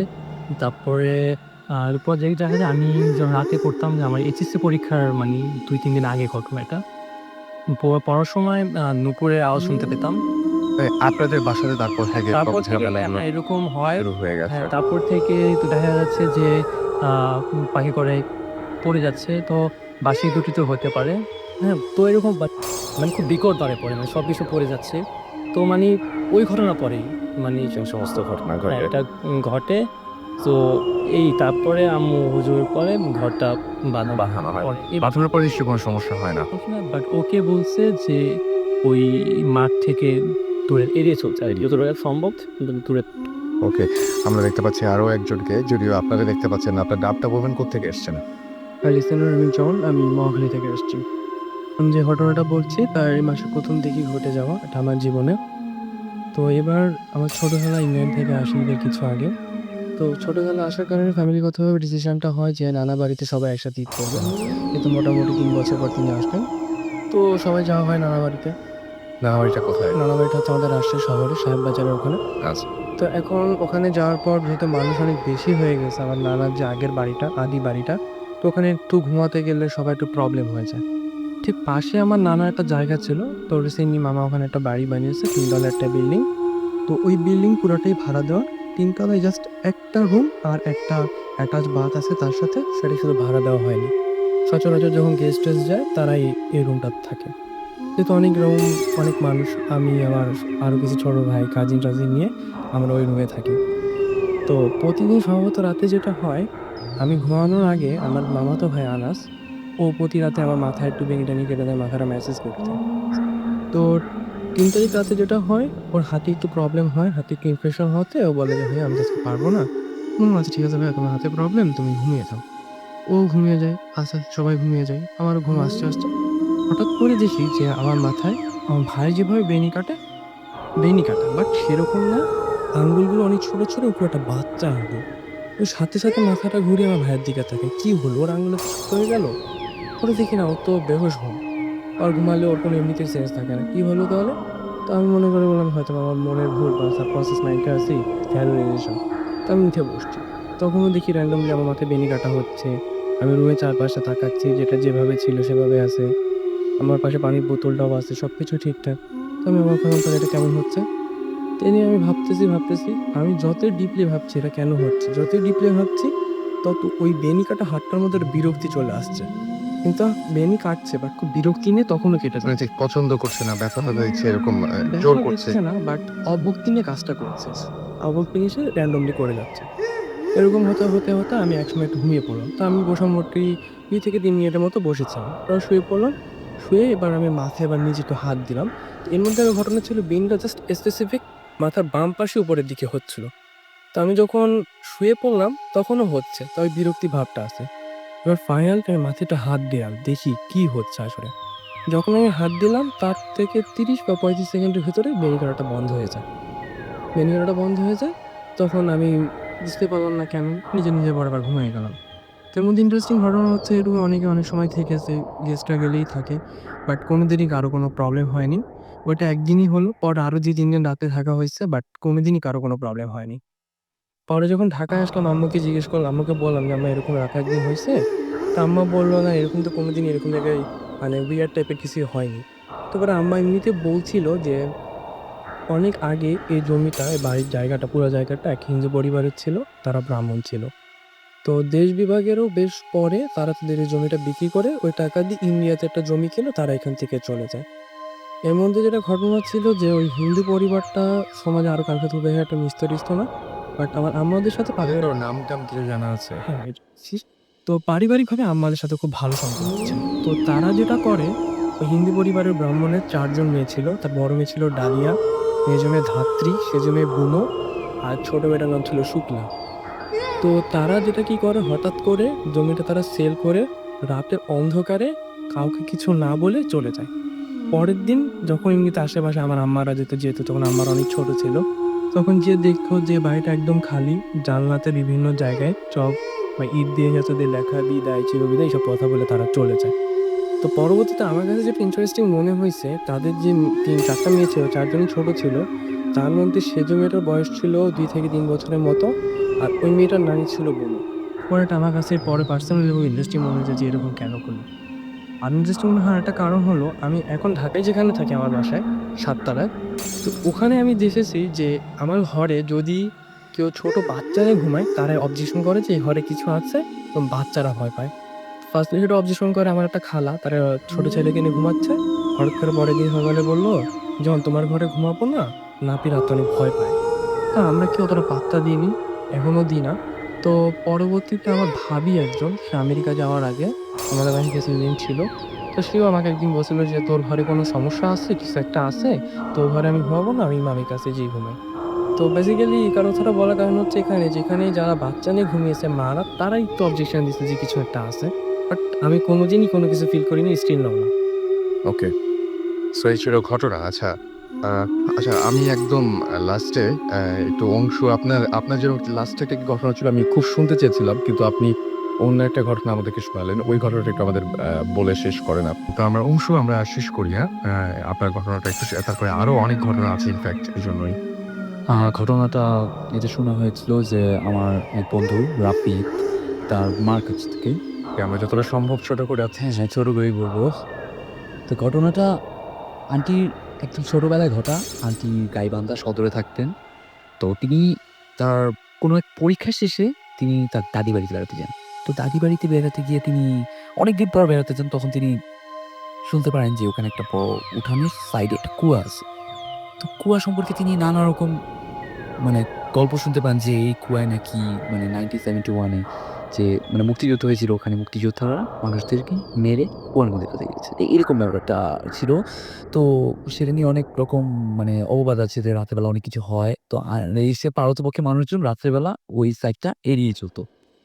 তো এভাবে অনেক ২-৩ দিন মানে বেশ কয়েকদিন কেটে যায়। তো আন্টি একদিন মধ্যরাতে আন্টির ঘুম ভেঙে যায়। ঘুম ভেঙে যাওয়ার পর মানে আন্টি টয়লেটে যাবেন কিন্তু উনি ভয়ে টয়লেটে যেতে পারছেন না। কজ তার মনে পড়ে গেছে কুয়ার কথা এবং টয়লেটের ব্যবস্থা সেই কুয়ার ঠিক পাশেই। মানে অনেকটা পাশেই বলা যায়। তো আন্টি টয়লেটে যেতে পারছেন না। তো একটা পর্যায়ে আর সহ্য করা যাচ্ছিল না। উনি টয়লেটে গেলেন। সাহস করেই গেলেন। তিনি তার টয়লেটে কাজ শেষের পর ও এখানে একটা কথা বলে রাখা হলো তার দাদি বাড়িতে মেম্বার ছিল, দাদি ছিল, ফুপু ছিল, আর একজন চাচী ছিল, কুঁজো। মানে কুঁজো একজন বৃদ্ধা চাচী ছিলেন। ৩ জন মেম্বার ছিলেন অনলি।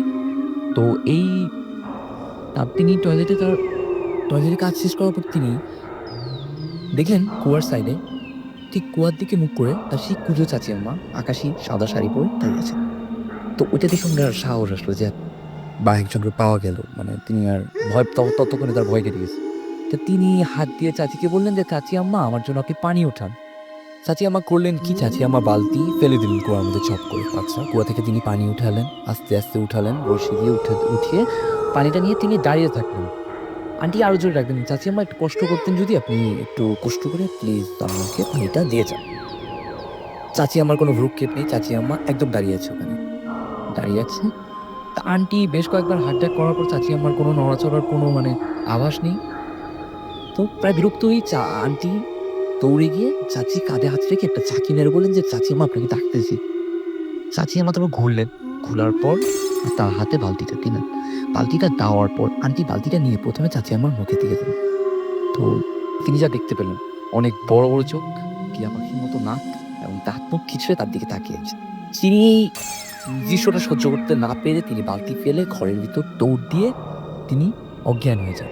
তো তার যখন জ্ঞান ফিরে তখন তিনি তার পাশে দেখেন তার দাদিকে, তার ফুপুকে এবং তার সেই চাচিকে। তিনি চাচিকে দেখে তো তিনি অনেকক্ষণ চিৎকার চেঁচামেচি করেন। পরের দিকে তার কাছে সেই মানে তার কাছে সবাই সেই কাহিনী শোনে। শোনার পর সবাই তো বলে যে আসলেই কুয়ার সেই সাইডে এই ধরনের ঘটনা অনেক ঘটে। এখন ব্যাপারটা হচ্ছে এখনো পর্যন্ত ওই জায়গায় এরকম ঘটনা ঘটে। জায়গাটা মানে এখনো পর্যন্ত ঘটে। মানে জায়গাটা অনেক গ্রামের একদম ভিতরের দিকে যে যদি মানে অনেক ভিতরে আরকি, ঠিকই এরকম ঘটনাগুলো ঘটে। এটাই ছিল ঘটনা। অলরাইট। আমরা আমাদের আরো একটা ঘটনায় যাচ্ছি। আরিফ ভাইয়ের কাছে আবার না? আরিফ ভাই আপনার লাস্ট ঘটনাটা একটু আমাদের শোনান। আমার শেষ ঘটনাটা খুব ছোট, সেটা ঘটে গেছে ২০০৭ এ। ২০০৭ এ আমার ছোট বোনের বিয়ে ছিল। আচ্ছা, মিডল অফ দ্য ইয়ার। বিয়ের দিন রাতে ঘরে অনেক গেস্ট ছিল। তো সে সময়ে হঠাৎ করে রাত ১১টায় আমার সেলে একটা ফোন আসলো যে আমার ফ্রেন্ডের মা মারা গিয়েছে। তো এবং রাতেই তারা লাশ নিয়ে তাদের দেশের বাড়িতে চলে যাবে। তো যেহেতু তারা রাতেই চলে যাবে, মুভ করবে রাতেই, সেহেতু আমি রাতেই তাদের সাথে দেখা করার জন্য বা লাশ করার জন্য বাসা থেকে অনুমতি নিয়ে মার সাথে কথা বলে আমি রাত 11:30 সে সময় বেরিয়ে পড়ি। চট্টগ্রামে, হ্যাঁ চট্টগ্রাম। তো চট্টগ্রামে এই ঘটনা। তো ওখানে গেলাম, তার সাথে দেখা করলাম, লাশ দেখলাম, দেখে বাসায় ব্যাক করলাম। তখন প্রায় রাত ১টা। আচ্ছা। তো আমাদের রেসিডেন্সিয়াল এরিয়া ২টা রাস্তা। তো আরেকটা রাস্তা যেটা আছে, যেটা সচরাচর আমরা ব্যাক ওয়ে বলি, ওই ওয়েটাতে একটা মাজার আছে, একটা ক্যানেলের উপর একটা ব্রিজ আছে। ওই রোডটা দিয়ে যদি যাই আমি কিছুটা তাড়াতাড়ি আমার বাসায় পৌঁছাতে পারবো। যেহেতু রাত অনেক হয়ে গেছে, ঘরে অনেক গেস্ট, তো আমি ওই রোডটা দিয়ে যাচ্ছিলাম। রোডটা ক্রস করলাম, বাসায় গেলাম, কোনো সমস্যা হলো না। বাসায় যেয়ে সবাই শুয়ে পড়লো, বাবার সাথে আমি আমাদের ড্রয়িং রুমে ফ্লোরিং করলাম, নিয়ে পড়লাম। ঘুমানোর কিছুক্ষণ পরেই আমি দেখতে পেলাম যে একটা বুড়ো কুঁজো একটা মহিলা, তার গায়ে একটা হলুদ রঙের শাড়ি পরা, আচ্ছা, মাথায় হাফ ঘোমটা দেওয়া এবং তার চুলগুলো বয় কাট এবং সাদা কালো চুল। সে হাতে একটা লাঠি ভর করে আমার সামনে আসলো এবং এসে আমাকে বলল যে, "তুই আম গাছের নিচে আমাকে পাড়া দিয়ে আসলি কেন? আচ্ছা, আমি শুয়েছিলাম, তুই আমার গায়ে পাড়া দিলি কেন?" এই কথা বলছে আর তার হাতে যে লাঠিটা আছে, লাঠিটা দিয়ে আমাকে আঘাত করছে। তো আমি কিছুক্ষণ পরে এভাবে আঘাত করছে, আমি লড়াচড়া করছি, আমি ফিল করছিলাম সেই সময়টায়। কিছুক্ষণ পরে আমার বাবা আমাকে জাগিয়ে দিলেন। যে ধমক দিলেন, "কি ব্যাপার? ঘুমের ভিতরে এরকম করছিস কেন? তো গড়াগড়ি করছিস কেন?" তো আমি সে সময় কাউকে কিছু বলিনি। আসলে বিষয়টা আমি তখন নিজেও অনেকটা বুঝে উঠতে পারিনি যে কি হচ্ছে বা কি আসলে বিষয়টা আমার কাছে একটা ঘোরের ভেতর ছিলাম আমি পুরো ঘটনাটা। তো দেন রাতে আবার ঘুমিয়ে পড়লাম। তারপরে আর কোনো সমস্যা হয়নি আমার। আ তখন প্রায় রাত ৪ঃ০০ ৪ঃ৩০ হবে। তো তখন আর কোনো সমস্যা হয়নি আমার। পরদিন দুপুর নাগাদ, তখন প্রায় দুপুর ৩ঃ০০ দুপুর নাগাদ যেটা হলো, আমার ঘরে যেকোনো একটা জিনিস হঠাৎ প্রয়োজন হলো, যেটা দোকান থেকে আনতে। তো খুব ইমিডিয়েটলি সেটা নিডেড ছিল। তো যার কারণে আমি যা করলাম যে খুব দ্রুত দোকানে যাওয়ার জন্য আবার সেই একই ওয়েটা ব্যবহার করলাম। ওই ওয়েটাতে যাচ্ছি। সে সময় আমার এতই দ্রুত জিনিসটা আনতে হবে যে আদার্স কোনো কিছু আমার মাথায় ছিল না। আমার মাথায় ছিল যে আমাকে যেতে হবে এবং খুব তাড়াতাড়ি ব্যাক করতে হবে। তো আমি যাচ্ছি। ওই যখন মাজার ক্রস করে সামনে যাচ্ছি, যে খালের পাশে যে আম গাছটা ছিল, আম গাছের নিচে কিছু ব্রিক সারি করে সাজানো ছিল। আর হঠাৎ চোখে পড়ল যে ওখানে ওই একই মহিলাটা, একই শাড়ি পরা, হাতে সেই একই লাঠি, ব্রিকের উপর বসে আছে এবং মাথার ঘোমটাটাও সেম একই রকম। এটা ভাই কালকে রাত্রে দেখেছেন। মানে আগের দিন রাতে যেভাবে আইছি। অ্যাজ ইট ইজ একদম পুরোই একই রকম। সে ওখানে বসে আছে, হাতে একটা লাঠি তার, যে লাঠিটা আমি দেখেছিলাম যেটার উপর ভর করে সে চলাফেরা করে। সে আমার দিকে চেয়ে আছে। যখন আমি সেদিকে নজর পড়ল যে আমি ভর দুপুর, রোডে ঘাটে কেউ নেই, একদম নীরব। আমি খুব ভয় পেয়ে গেলাম যে এভাবে তাকিয়ে আছে। বাট সেও কোনো কমেন্ট করল না, আমিও কিছু বললাম না। আমি দেখলাম যে আমি হাঁটতেছি, সে আমার দিকে তাকিয়ে আছে। আমি খুব দ্রুত জায়গাটা ত্যাগ করলাম।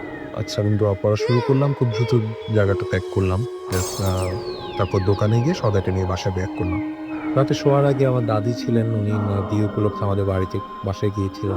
দাদিকে বিষয়টা পুরোটা খুলে বললাম যে, "দাদি, এই সমস্যাগুলো আমার হয়েছে।" তো উনি কিছু সূরা পড়ে আমাকে ফু দিয়ে বললেন যে, "কোনো সমস্যা হবে না। কোরআনের আয়াত করে দিয়েছি, তুমি শুয়ে পড়ো।" তো সেদিন রাতেও আমি বাবার সাথে শুয়ে পড়লাম। বাট আমার ওদিন রাতে কোনো সমস্যা হয়নি। বাট পরদিন সকালে ওঠার পর দাদি যেটা বললেন যে, "তোমাকে যে জিনিসটা তুমি দেখেছো বা তোমার পিছু ছিল যে জিনিসটা খুব বাজে কিছু ছিল। গতকাল রাতে সে আমাকে দেখা দিয়েছে।" তো আমি খুব ইন্টারেস্টের সাথে দাদুকে বললাম যে, "কি ব্যাপার? কি হয়েছে? কিভাবে দেখা দিয়েছে বা কি বলেছে?" তো সে আমাকে বলল যে, সে গতকাল রাতে আমার কাছে এসেছে এবং মহিলাটা এরকম দেখতে। যে বর্ণনাটা দিল, যে ডেসক্রিপশনটা দিল, সেটা আমার সাথে অ্যাকুরেট একদমই মিলে গেছে। পুরোপুরি মিলে গেছে। আচ্ছা। দাদু ঠিক আমাকে সেভাবে ডেসক্রিপশনটা দিলেন। তো বলল যে সে আসলো, এসে খুব রাগান্বিত গলায় আমাকে বলল যে, "তুই ওকে দেওয়া বন্ধ করেছিস, তোকে আমি দেখিনি।" এই কথা বলে কিছু মাছ ওনার দিকে থ্রো করলেন। থ্রো করে বললেন যে, "খা, তুই এগুলো খা। আমি তোকে দেখিনি। তোকে আমি দেখিনি।" এই কথা বলে ওই জায়গাটা অবশ্যই চলে যায়। দাদু তারপর আর কোনো কিছু দেখেনি। বা এরপরও আমি আর ওরকম কোনো কিছু দেখিনি। খুব ছোট একটা ঘটনা ছিল আরকি সেটা আমার লাইফে। যাই হোক, তারপরেও মানে ঘটনাটা যথেষ্ট অন্যরকম। এনিওয়েজ, আমাদেরকে জাহিদ বরিশাল থেকে এসএমএস করেছেন আমাদেরকে সৌরভ, এসএমএস করেছেন আমাদেরকে ফারহাদ, এসএমএস করেছেন জাফর, সানি আমাদেরকে এসএমএস করেছেন। তিনি হোস্টেলে ভাইয়া, আচ্ছা তারা সবাই শুনছেন মনে হয়। শুভ আমাদের ঢাকা থেকে এসএমএস করেছেন। এছাড়াও আমাদেরকে এসএমএস করেছেন মুনতাসির ধানমন্ডি থেকে এবং অনেকদিন পর তিনি শুনছেন, খুব ভয় লাগছে। Thank you so much. Naim and Rony বলছেন যে রুমের লাইট অফ করে দিয়ে ভূত এফএম শুনছেন। ভয়ে তাদের অবস্থা খুব খারাপ। আর মিষ্টি আমাদের এসএমএস করেছেন। আমাদেরকে এছাড়া এসএমএস করেছেন শিমু। এছাড়া আমাদেরকে এসএমএস করেছেন শফিক উত্তরা থেকে। এছাড়াও আমাদেরকে দেখতে পাচ্ছি এসএমএস করেছেন শিপু, রাব্বি, সঞ্জু আমাদেরকে এসএমএস করেছেন। এছাড়াও আমাদেরকে এসএমএস করেছেন নিশাত রাজশাহী উপশহর থেকে। এছাড়াও নির্ভীক আমাদেরকে এসএমএস করেছেন। আর আমাদেরকে ফারুক ঢাকা কলেজ থেকে এসএমএস করেছেন। এছাড়াও আমাদেরকে এসএমএস করেছেন, নামটা লিখেননি। আচ্ছা, নাইম রাজশাহী থেকে। এবং তার হচ্ছে 18 সেপ্টেম্বর তার একটা বার্থডে। আচ্ছা। সো আমরা মনে হয় যে আজকে রাতের বেলা আর সময় নেই। সো আজকে শেষ করতে হবে এখানে। কিন্তু আবারও আগামী শুক্রবারে আপনাদের সাথে কথা হবে। এতক্ষণ পর্যন্ত যারা, প্রথমেই ধন্যবাদ জানাবো যারা কষ্ট করে স্টুডিও পর্যন্ত এসছেন এবং এত রাত পর্যন্ত আমাদের সাথে এক্সপেরিয়েন্স শেয়ার করলেন। তাদেরকে থ্যাংকস জানানোর কোনো ভাষা নেই। আর তারপরে আপনাদের সবাইকে অনেক থ্যাংকস যারা আমাদের সঙ্গে ছিলেন। আর সবচেয়ে বড় থ্যাংকস আপনাদেরই আসলে, যে আপনারা থাকেন বলে জমজমাট হয়ে ওঠে ভূত এফএম। আর যারা কন্ট্রিবিউট করেন বিভিন্ন ঘটনা এবং যারা স্টুডিওতে আসেন, তাদেরকে বলব যে আপনারা আপনাদের জীবনের সবচেয়ে ভয়ের ঘটনাটা আপনারা লিখে পাঠান আমাদের কাছে bhutfm@radiofurti.fm। আমি আরও একবার স্পেলিংটা বলছি, BHOOTFM@radiofurti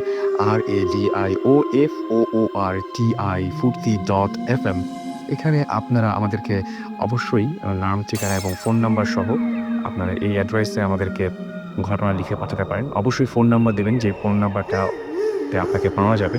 আর সে সাথে বলব যে ঘটনার শুরুতেই উল্লেখ করবে যে আপনি কি স্টুডিওতে এসে ঘটনা শেয়ার করতে চান, নাকি আপনি চান যে আমরা ঘটনাটা পড়ে শোনাই। এই হচ্ছে মানে নিয়মকানুন বলতে এইটুকুই। আর সেই সাথে সবাইকেই অনুরোধ করব, যারা আপনারা সবাই মেইল করতে পারেন। মানে অনেক এরকম এপিসোড আছে যে এপিসোডগুলো মিস হয়ে যায়, বা যে এপিসোডগুলো আরও একবার শুনতে ইচ্ছে করে। এরকম এপিসোড আছে কিছু, এরকম ঘটনা আছে কিছু। সেই সমস্ত ঘটনাগুলো আমাদেরকে ইমেইল করে জানান। সে সমস্ত ঘটনাগুলো আমাদেরকে SMS এর মাধ্যমে জানান যে অমুক তারিখের ঘটনা বা অমুক ঘটনাটা আমরা শুনতে চাই।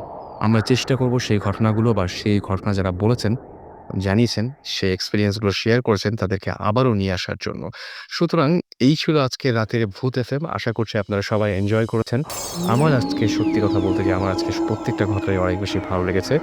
এনিওয়েজ, আজকে এখানেই শেষ করছি। আবার আগামী শুক্রবারে কথা হবে। সেই পর্যন্ত সবাই সুস্থ থাকুন, সুন্দর থাকুন, মোস্ট ইম্পর্টেন্টলি ফুর্তিতে থাকুন। অনেক সুন্দর একটা রাত আপনাদের, মানে বাকি রাতটা অনেক সুন্দর হোক। শুভরাত্রি। আজকের মতো এখানেই শেষ করছি।